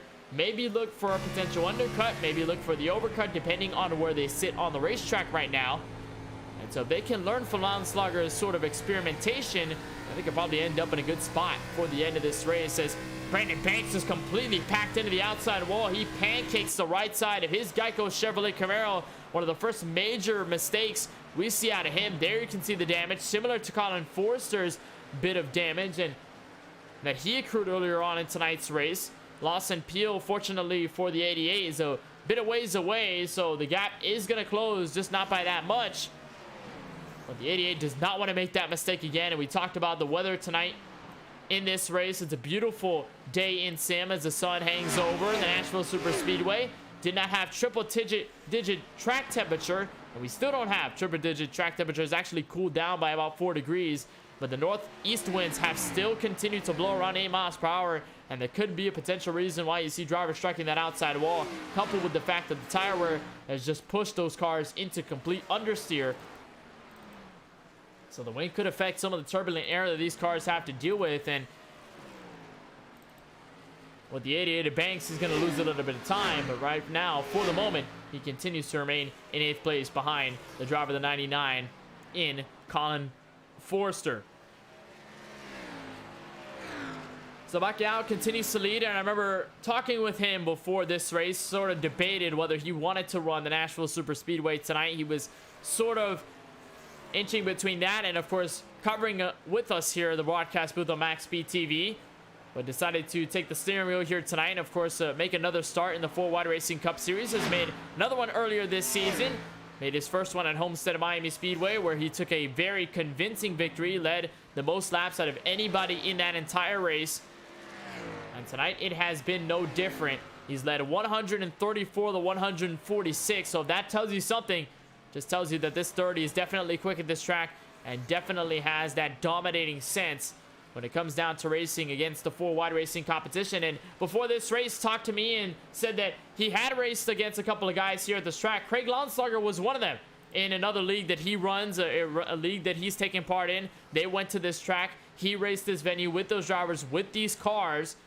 And so he said he knew what those guys are going to do. He knew what notes he could take away from those guys. But for everybody else, he really didn't know how they were going to perform. Although that doesn't seem to be a large worry here right now for the 30, as he's increased the lead to a total of 5.7 seconds. And Lounslugger, who has set similar times to the 30, continues to hang in, although the gap just continues to remain either stagnant or pretty much stable around 5.5 seconds now on the racetrack. We'll keep an eye on that gap, whether it starts to close once we near a round of green flag pit stops. But for everybody else, they have set around somewhat 31.2s, some of them 31.4s. At the least 31.6s there, 31.9. Here's Kevin D'Elia down pit road. Interesting to see him down after a while on service. Tony Kivet, maybe the next one in, as he's around 41 laps on his stint. So D'Elia will be one of the first to strike down pit road. Adam Alishire was also a driver to hit pit road early in both of the stints, although he has yet to come down for service on lap 39 of his rounding, as he sits 1 lap down in 14th. Could be a potentiality that he wants to get by Christopher Bishop here, take a lucky dog spot away, and just hope that a yellow flag will wave at some point in this race, because if it does, then it will push him back to the lead lap. It will bunch the field back together, and it could give some advantages to others depending on tire strategy, even though pretty much mostly everybody will have at least one tire set left in this race. And so it's all a waiting game as to who makes the call first, who goes in last, who comes out where, whether they come out in advantage of others, whether they come out behind others. It's just a very big strategy game that you really have to start thinking for these drivers. But for the 30, it's sort of been smooth sailing ever since the start, and he has yet to look back. It's sort of wild as he's been able to take over these races and not let go regardless of circumstance. And so with under 50 laps remaining here for the Nashville Superspeedway, at 30 is looking to control for the rest of the race. Let's take a look at exactly where drivers would sit in point standings. Of course, Kyle Benson going into tonight, the driver with the most advantage as the driver with a win in the entire playoffs. Of course, won the event at Darlington to kick off the round of 10, so he is locked in. This is where Colin Forster was, plus 34 to start this race. Brandon Banks, who currently sits in 8th, is plus 11. AJ Green currently sits 3rd, is going to gain here on Banks should this result hold, as he sits just inside the top 3. Adam Alashire has lost the most out of his cutoff battle between himself and Eric Schaefer. As we mentioned, Alashire, he is 17th right now on the racetrack, and the 22 of Eric Schaefer currently wraps up the top 5. Michael Newbraw, who sits -6 going into tonight's race, he's 2 laps down in 15th. Tyler Murray is back in 13th right now, 1 lap down, -7 as he comes down pit road. Tyler Warner is -11, he's 16th. Lance Hill is not here tonight, so he's going to lose all that points, and it's safe to say going into Talladega that he will not be a factor for the Full Wide Racing Cup Series Championship come Atlanta in a couple of weeks' time. Here's Tyler Murray, stop down pit road. Clean stop for the 8, going to get a faster pair here tonight, and so that will most likely be his final stop to make it all the way to the end. As for everybody else, it looks like no pit stops for many of the hard hitters. Actually, now seeing a couple of drivers hit. Cody Kinsey wants to go a little bit early. He went 2 laps down here, but he went down not too long ago. Michael Newbraw also took a step down. Tony Kibbett in 12th. There he is for his final stop of service for fresh tires and fuel. And so a rather interesting call by most of the field. A lot of this could be to unlap themselves or to beat other lapped cars on the racetrack. And so this could play into the hands of them, as they may end up on the undercut and just try and pray that a yellow flag could come out. Somebody gets into trouble at some point throughout this race. Although given the circumstance, it has looked unlikely. And for the moment, nobody has went down for pit road, which will be the final time. Now within less than 45 laps to go, this is the perfect time to strike, because you can go all the way to the end here theoretically if you come down pit road for service. So the fuel tank is going to be filled, you're going to be able to go. No worries is going to result in that. The worry is going to be tire sets and how tires are going to differentiate the drivers who undercut and the drivers who overcut. You saw drivers there near 1 lap down, they went for service, they went for fresh tires, but it's going to not last that long because they can make it sure on fuel. When it comes down to the Goodyear Eagles, that's going to start to wear very, very quickly with these cars. And so over the course of a run, those drivers are going to start to fall off significantly, which will give the advantage to all the drivers here who are continuing to stay out. So could this be an overcut game, as Forster almost about sped on pit road? Lawson Peel will follow suit. Kyle Benson will come in for his final stretch of pit road service. And so the gun has been fired. Everyone coming down pit road, just waiting for the leader to finally find a time to strike. There's AJ Green stopping for the pit road line. He is on pit road for the final time this evening. He'll look for his pits. He'll go for a stop. Craig Landslager is going to be next in. I believe Brandon Banks is still staying out here. Joe Sanchez, there he is. Eric Schaefer on pit road. So both of them are going to take their stops. This is just after Kyle Benson and a couple of others went down. There's the 22. He'll stop at that first stall. And now we wait. Top 3 yet to come down for the final stop. Coming down to 40 laps remaining. There's Banks on his slow for pit lane. Gonna clearly make it into pit road speed limit, so no concerns for penalties out of the 88 machine. He's gonna pit in from 3rd. It's gonna leave the 30 and the 13 as the last drivers to stand on the track. And as soon as I say that, 13 will bring in the 42. They're both gonna come down.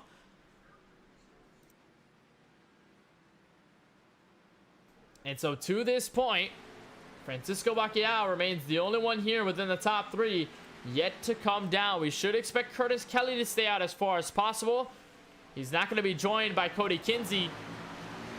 But he's probably going to employ the same strategy as he's held for most of the event, just to hang on as far as possible and hopefully find somewhere to recycle back to the front of the field and maybe get some sort of advantage. AJ Green is going to take over third, so he passes Kelly on the track before the 71 even comes down pit road. Lounslugger is on his exit. Here's the 30 coming in at 3 and 4.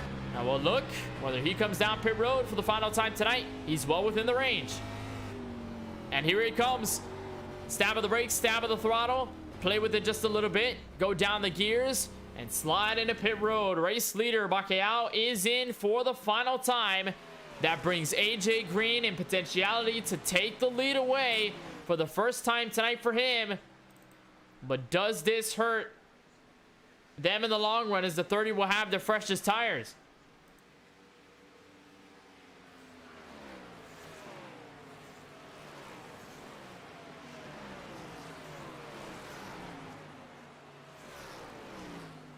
There's a look at AJ Green in comparison to the leader. Actually, I believe they've unlapped themselves, so this will not be a pass for the lead.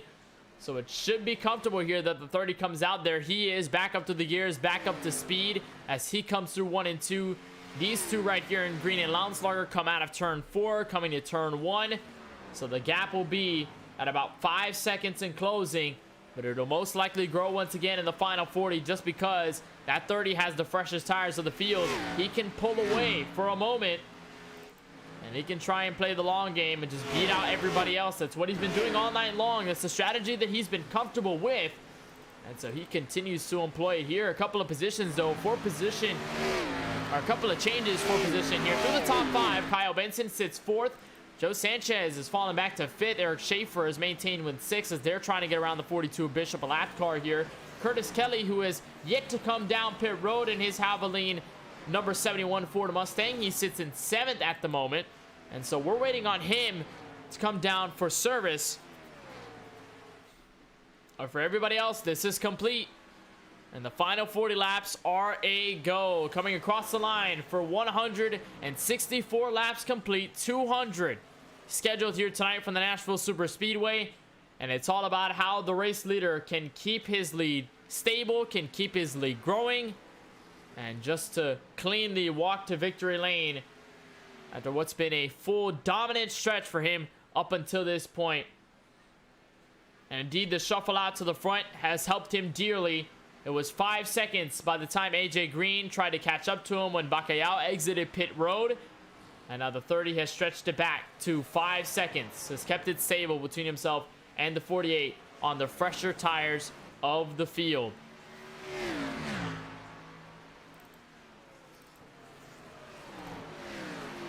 So He-Man's the lead. Curtis Kelly is the final driver on pit road. Also, just to note, we have now had 2 extra drivers pull it behind the garage. Their nights are over. Remember, we mentioned around halfway, Austin Bloom did pull it behind the garage around 80 laps ago, so his race is completely finished.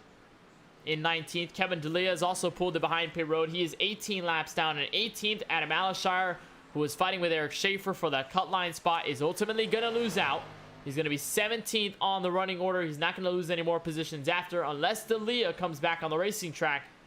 But for the moment, Adam Alashire sits 17th, 17 and growing laps down on the track. It's going to be 18 laps down for him once the leaders come around, and it'll be way more by the time we end this race.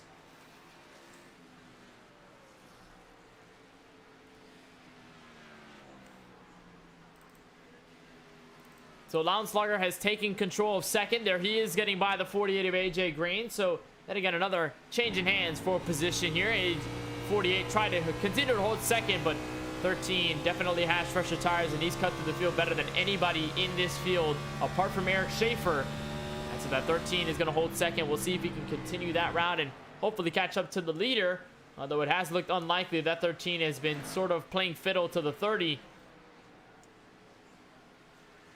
And it has just remained stable. It's just remained like this for most of the race. Again, drivers are good on fuel, so this will not affect any of their decisions from now on out.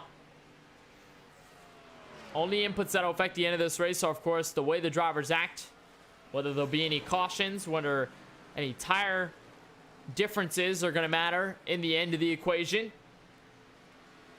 But if it remains as it does, the 30 of Bacalhau will be the winner. He'll come across the line. He will take exactly 30 laps to go from the virtual Nashville Super Speedway. And for him, it's just about logging these laps down. And for certain drivers, it can be the hardest thing in the world to do just this. Logging laps all by yourself. Like if you were by yourself in a testing session and just log. Just do laps over and over and over again. Try to be stable. Don't have to be perfect. You just have to be good enough. And it could get boring for some drivers. Could get daunting for some where they really hyper-focus on potential mistakes that they can make. But for the 30 Bacquiao, he knows he's in clean air. He knows he is in clear path to the checkered flag if he can just keep this going for less than 30 more circuits around the Nashville Super Speedway. He will approach some lap traffic, so we'll see how he handles this. But for the moment, he is in full control of the race, full control of the rhythm, and he has yet to look back. Here's a battle now just outside the top 5. Eric Schaefer almost looked underneath the 55 as Sanchez will hold back. And this has been the best battling, some of the best action we've seen all night long. Whereas the 22 has just been able to really put the pressure. Same deal with the 10. 55 hasn't really been in many of these fights for spots on the racetrack too often.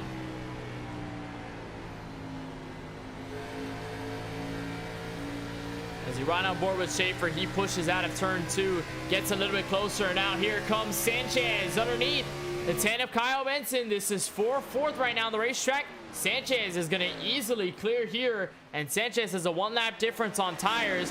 Not doing much in terms of that difference. But the 55 definitely has speed, and he wraps up 4th. Going to try to catch up to AJ Green, who's now 2nd in front of him.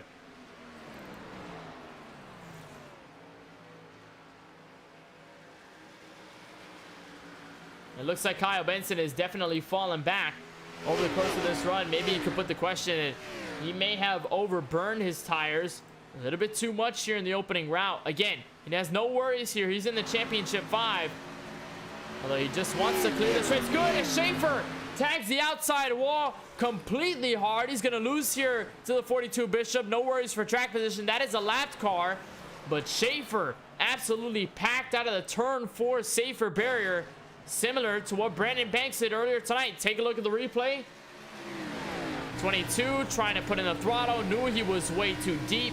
By the time he exited the corner, let off of the gas, but it was way too late to avoid impact with the outside barrier. Now the 22 has hard damage. That's going to affect him dearly when it comes down to handling on his race car and aerodynamically as well. Going to lose out mostly on the straightaways. Now Bishop, a lap car, is putting pressure on him, and he is losing time to Kyle Benson in the 10.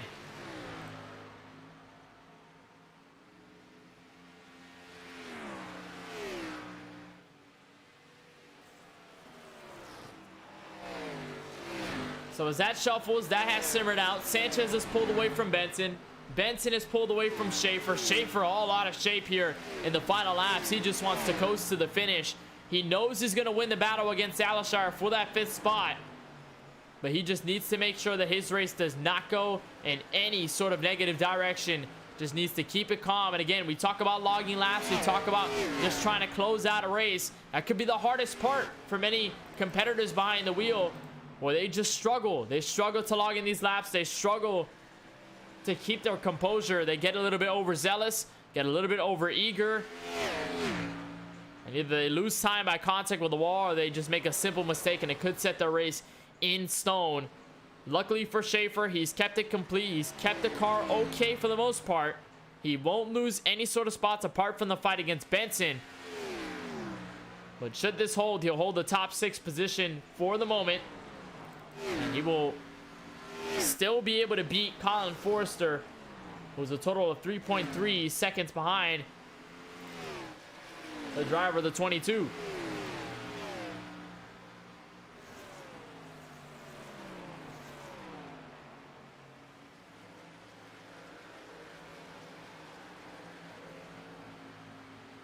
Now to 20 laps to go from the virtual Nashville Super Speedway. There's Bacquiao completing lap 178. Let a lapped car by on fresher tires. That was Cody Kinsey. This currently leaves only 9 drivers on the lead lap. Brandon Banks is the last one to not be a lap down. Christopher Bishop is the first one lap down. as he's now going to try and work on Kyle Benson to hopefully unlap himself by the time this race closes out. But the gap is just way too far from Francisco Bacalhau, and now it's 7 seconds between himself and the next driver to fight for position. Craig Launslager has lost the pace. Francisco has been considerably faster over the long runs in every single stint. And he'll come across the line officially for 20 laps remaining from the Nashville Superspeedway. And if it stays green, this race is all in his hands. It'll be his second win of the season. Of course, not eligible for the playoffs, but it will be his second win in, I believe, his third start in the series. Did not have as much luck the last time he showed up.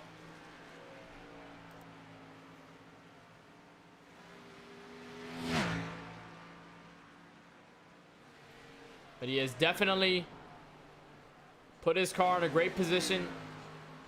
Has put his car in a good spot. And now 19 laps stand between himself and victory. By the way, the third race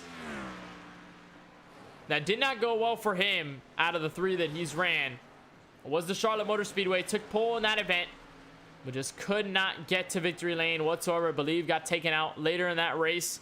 Did not have a chance to win. Homestead, though, was complete domination. Tonight is looking the same. I believe he tagged the wall there coming into turn 3. I believe he just got a little bit too much to try and arc that corner. Got a little bit too much space, and his car went up into the outside wall.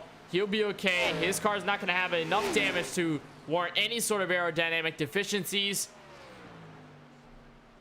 And telemetry tells us about 9 minutes until we get to the end of this race. And it has just been a slow burner for the most part. When it comes down to championship implications, when it comes down to track position changes, whether it's come down to drivers being taken out of the event, drivers who have pulled behind the garage, drivers who have been 1 lap down or more tonight. It's just been a whole shuffle between the entire field. And now pretty much no battles are out on the racetrack. Everybody's all in their own groove. Everybody's in their own world. And for many, it's just either about trying to get the last couple positions possible, or for the race leader, it's just to hold on. Just to hang in for 16 more laps. And this race will officially be over.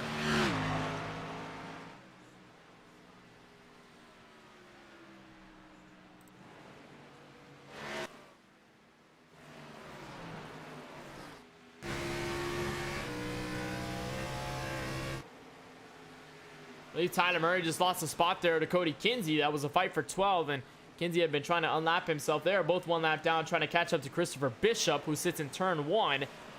This is all in the hopes that a caution will come out. Coming to 15 laps to go.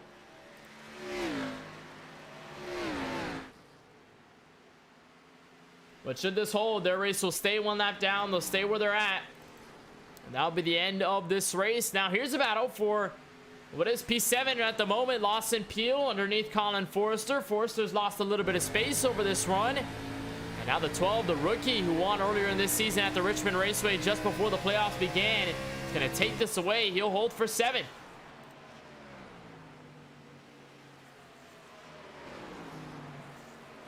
Solid textbook pass by the 12 of Lawson Peel. We'll keep an eye on whether Forrester is able to pick this back up and potentially head back for 7th. Give ourselves a battle there. One of our only battles all night on the racetrack.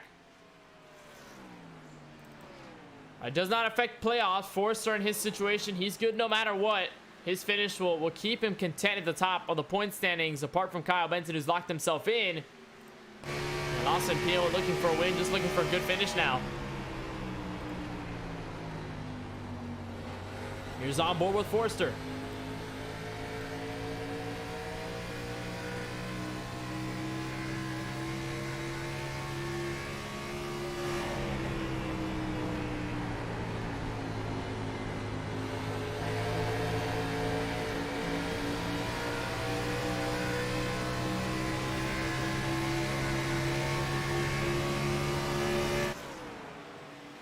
He's yet to catch the driver of the 12. There's Cody Kinsey trying to unlap himself here, so he may pierce this battle potentially. Tony Kiven may be the next one to do so as well, so the 93 makes a quick pass here in the 99. He'll do the same most likely to the 12. As we come for the start-finish line, it will only be 11 laps, coming to 10 laps remaining from the virtual Nashville Super Speedway. There's some more traffic up ahead for that 30 to get by, but he's done very well of keeping himself away from those guys, avoiding trouble from many of the competitors. He'll come across the line. 11 laps left from Nashville.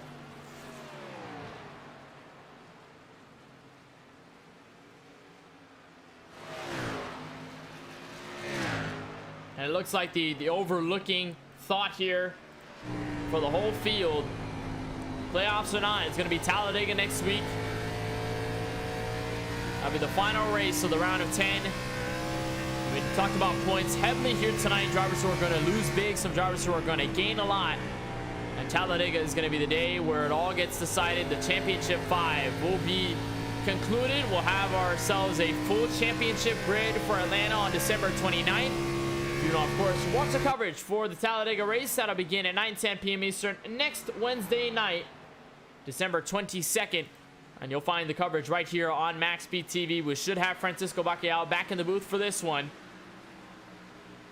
And he'll definitely be happy to share his experiences if he can hold this race together. Now 9 laps left for the 30 Toyota Camry to head for victory lane for the second time this season.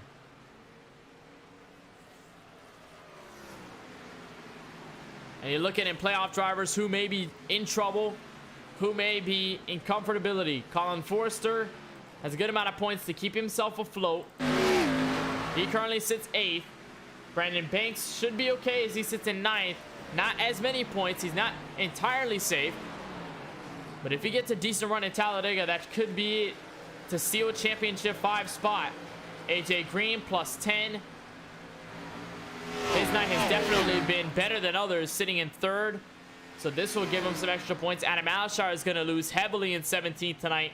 Eric Schaefer is going to win big after winning the pole and currently running in 6th. Michael Newbraw will have to most likely need a win. Same deal for Tyler Murray and Tyler Warner and Lance Hill. So it is going to be a very competitive Talladega night next week. Well, of course, a win will get you in no matter how many points are down. But we may end up resulting to points racing at the end of it. That will have 5 drivers for them, including themselves with Kyle Benson, who's already locked in, who's waiting for the others to join him. And the races are dwindling. The time is dwindling. And the laps of tonight's race are starting to dwindle for many of the drivers' outlook into next week. 6 laps to go. From Nashville, Francisco gets by the lap car of Curtis Kelly. There's only a handful of miles that separate this 30 car from victory lane. Once again, he did this at Homestead. Led all but a handful of laps. He's done the same tonight. Apart from green flag pit stops, he has led practically every lap you could find, you could have in round 19. He'll come across the line for 5 laps to go. There's Tyler Murray up ahead the road. I believe that's Brandon Banks. Will go a lap down. He sits in 9th. There he is. So he most likely could go a lap down before this race is over. But his line of service is over for tonight's race. He most likely will sit 9th, barring any large changes. It'll look like Toyota Camaro for top 3 tonight. Francisco will come off turn 4. 4 laps to go. And once more, it's just about holding through, holding strong all the way to the very end. And this has not been a challenge for the driver of the 30. And we talked about when going into this race, he's had some experience at this track. It's one of his favorite on the service, apart from his home track and Homestead Miami Speedway. He's enjoyed this track since its drop on the iRacing service with these cars. He's done well. He's won multiple races at this track, and he is still getting closer to yet another victory from the Music City. 3 laps to go for the 30 machine.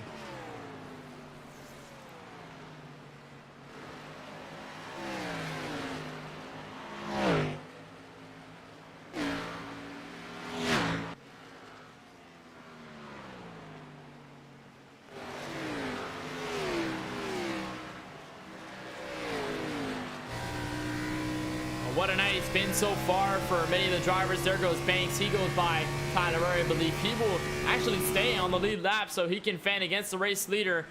Bacalhau comes across for 2 laps to go. And this is it. Sun is setting over the horizon here in Lebanon, Tennessee, in Sim. The Marvel Studios machine looking ahead to victory lane once again. He's kept it all together. He has yet to find some sort of damage, has yet to make some sort of mistake. It's been a flawless race. White flag displayed for Francisco Bacalhau one more time around the Nashville Superspeedway.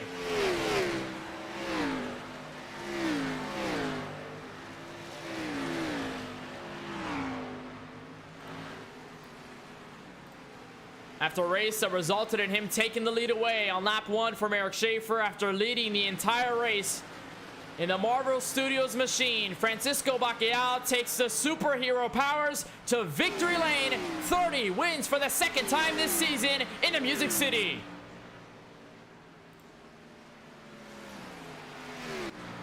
Craig Lounslager is slated to come home 2nd in a fantastic long run pace. Finish for him. AJ Green for Stock Motorsports will extend his points cushion in 3rd. Joe Sanchez will finish 4th. Kyle Benson locked into the championship 5. There he is spinning off of the trial. He will finish in 5th tonight. But all eyes remain on the 30 machine as he goes to victory lane for the 2nd time this evening. What a job there by the 30 after a very long race. He'll burn it down for the 2nd time. Domination all night long is an understatement for the 30 car. Didn't even talk to him that much apart from the first caution. We hopefully look to talk to him a lot more throughout the in-race supporter segment, but we didn't need to. Kept his focus, and he's in victory lane once again in the Fort Wide Racing Cup Series.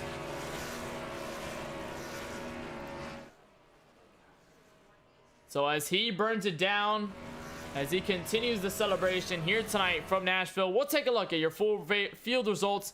See exactly where every driver finished at the end of 200 laps from the Nashville Superspeedway. It's a Toyota 1-2. Francisco Bacalhau wins tonight's race. Craig Lounslager comes home in 2nd, a little bit short of the Nashville sweep after winning at the Nashville Fairgrounds Speedway just last night. AJ Green will wrap up the top 3. Stock Motorsports able to get that 3rd place finish. Joe Sanchez, a solid run tonight for his Housing-Veld Camaro. He'll come home in 4th. Kyle Benson locked into the championship 5. No worries into tonight or next week. He'll finish in 5th. Eric Schaefer gonna win big over Adam Alashar, so he should join the championship 5. He finishes in P6. 7th belongs to rookie Lawson Peel. Colin Forrester wraps up the top 8. Brandon Banks comes home in 9th. He's the final driver on the lead lap. Christopher Bishop will wrap up the top 10. 1 lap down. He should have gotten the lucky dog if the yellow were to come out in the final laps of the race. Cody Kinsey finishes 1 lap down in 11th. Tony Kibbett, same deal for him. 1 lap down in 12th. Tyler Murray will lose a bit here. 13th in the point standings. 13th on the racetrack. In the point standings, he'll probably lose a little bit. Curtis Kelly is 2 laps down in 14th. Michael Newbrow will wrap up the top 15, 3 laps down. Tyler Warner went 4 laps down in 16th. Not a great result for the driver of the 33. Adam Alashar quitted earlier in tonight's race, so unfortunately he will lose a lot in terms of the playoff fight. Kevin DeLeo will come home 18th. Austin Bloom 115 laps down in 19th. Pete Bruni was scheduled to run tonight. He was going to be the 20th car in the entire field. Did not run, unfortunately, did not make it to the green flag. He ends up 20th out of the 20 registered drivers. So as you look at the results, you look at where everybody finished, you look at the circumstances for each and every driver. But for the 30 of Francisco Bacalhau, it is a race win.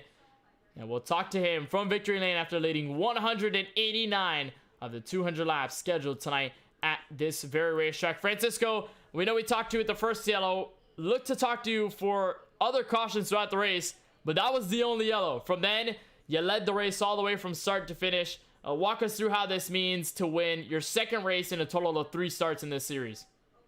Oh man, that was not expected. I did not expect us to go the rest of the way under the green flag after we last talked, Kenneth. That was a very long run, and I know I'm feeling a little bit sore just having to sit here and hold that posture for quite a bit. But that race, it may have looked dull on the outside, but I definitely had to work for everything I did. You know, with this package, with the small spoiler, you're constantly having to work, whether you have brand new tires or whether you're on lap 50 tires. And I was just constantly trying to monitor the gap to the cars behind me, trying to see what it was, try and maintain it at a certain state. I knew I was able to kind of pull away in the middle portions of the run. Usually they were a little bit faster at the very beginning and at the very end. So I was kind of playing around with that whenever I could, and just trying to pit either with the last car behind me or trying to pit later than everybody. I knew that as long as I did that, I should be able to keep not just the track position, but then use those fresher tires to be able to pull away again. And you were able to see that happen. And you know, I didn't exactly expect to come out here and have this sort of race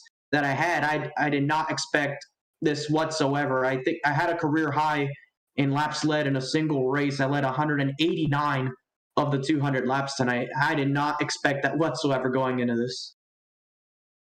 You just took command and it looked like you never looked back. I mean, give us the perspective of what that's like, because I mentioned it near the end of the race, the fact that for most of it, while you were in the lead, a lot of it was just logging laps in. You said you still had to work for everything you got here tonight just because of the way this car is, the way this track treats the car, whether it's through a new one or through a long run. For you, though, what was the most difficult challenge about staying by yourself? Because I know there weren't that many cars around you. It looked like every single pit stop, you were coming out net P1 regardless. So were there any challenges there all by yourself? Or if so, what were the challenges for you?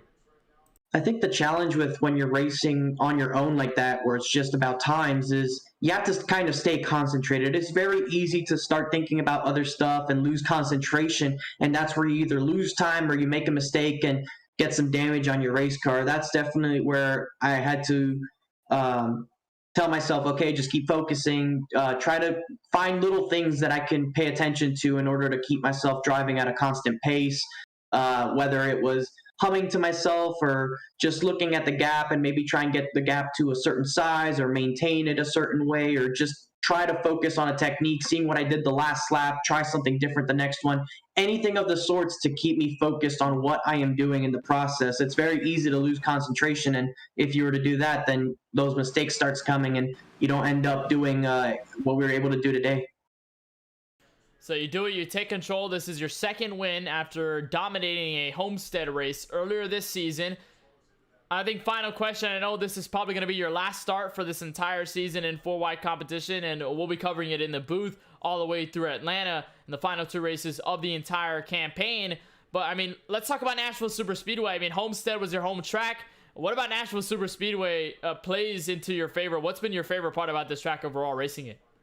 I think what I liked about Nashville is that it was sort of an opportunity to get off on equal footing. And what I mean by that is, as you know, Kenneth, I joined iRacing just over a year ago now, and Nashville Super Speedway was released earlier this year. So we all had the same quote unquote experience when it comes to this racetrack. And I knew it was one of the few opportunities I would have to have the same amount of track time in theory compared to these guys, or at least the same available time to learn the racetrack. And it came to me quite quickly.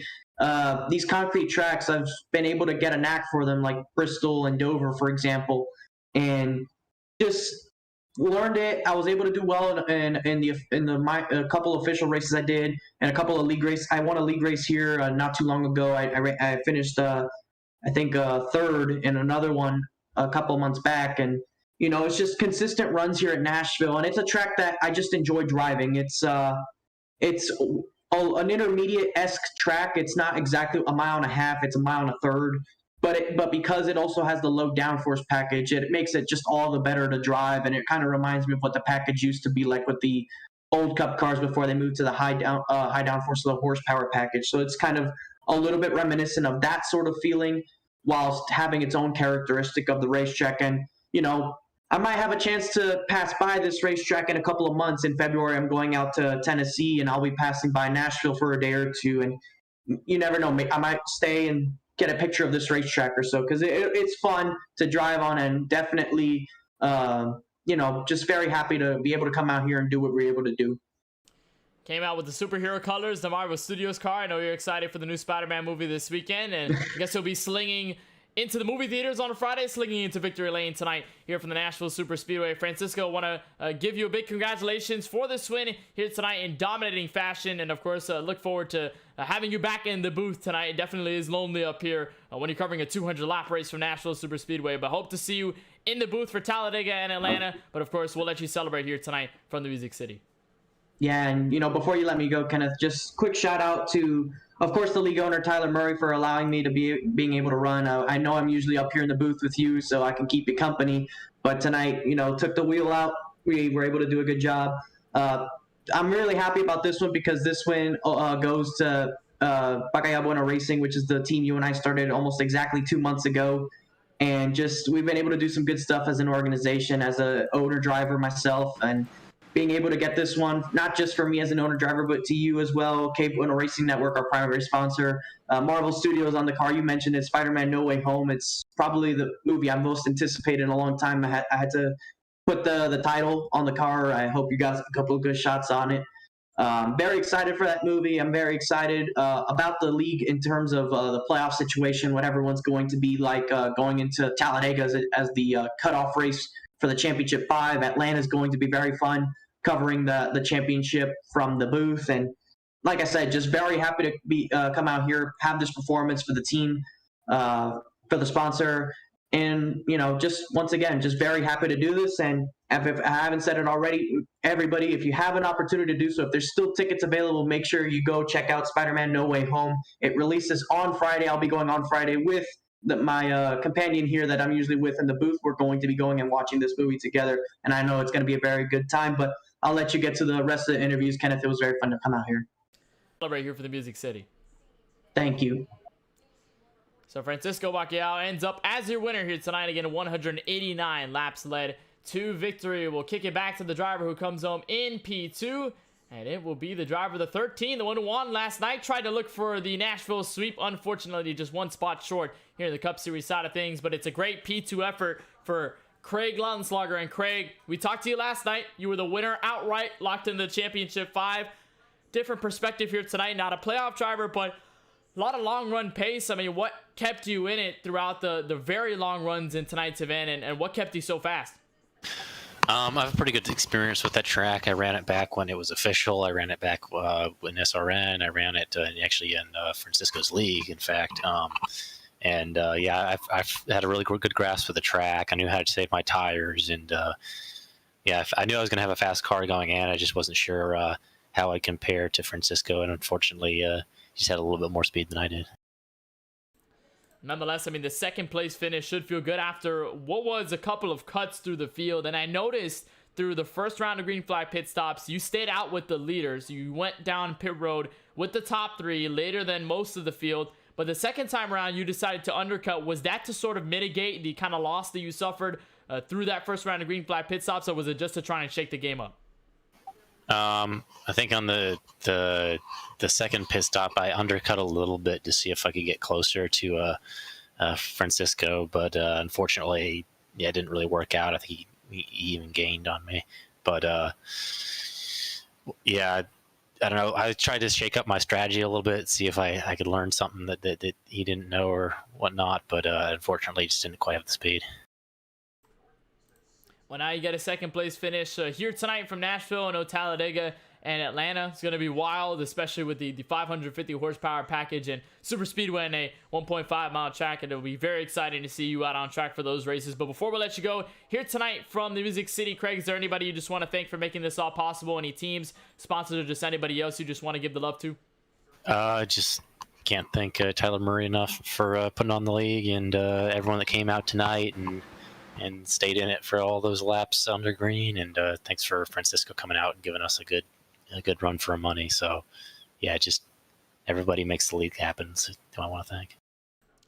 Well, we certainly appreciate the time, Craig. Want to thank you for taking the time to join us, and of course want to congratulate you on the second place finish here tonight from the Nashville Super Speedway. Wishing you the best of luck moving forward into Talladega and Atlanta in the next couple of weeks.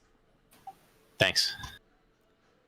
Craig Lautenschlager comes home in number 2 at the end of tonight's 200 lapper. We'll kick it back to third, our final driver interview for tonight. It's the Beef Machine, AJ Green, who wraps up the top 3 here from Nashville. AJ, I mean, give us a perspective. You got a brand new paint scheme. You've got a cow beef paint scheme, very different from a lot of the others we've seen, but a very long run for you, a very great run for you, and I think it should feel good knowing that you're going to gain some sort of advantage in the point standings overall.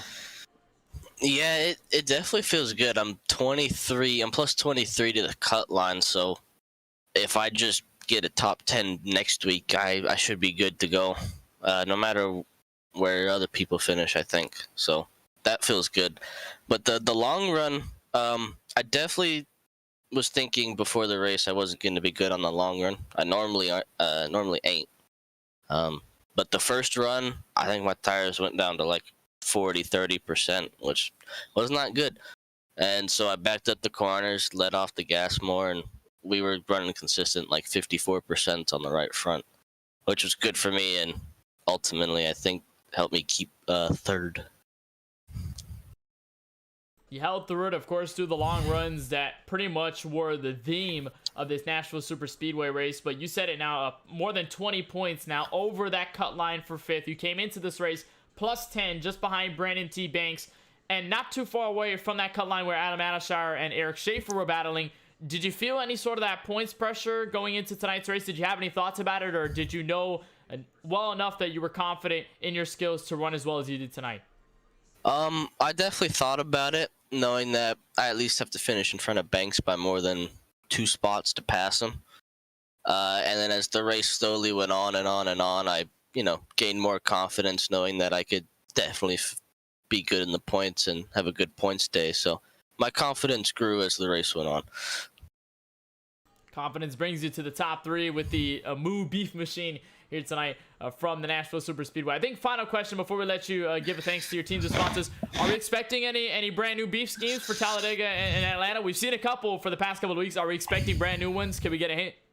Oh, it's definitely going to be new ones. And the championship race, I'm thinking it's going to be a special one. I think I'm going to say it, but I think it's going to combine all the paints together.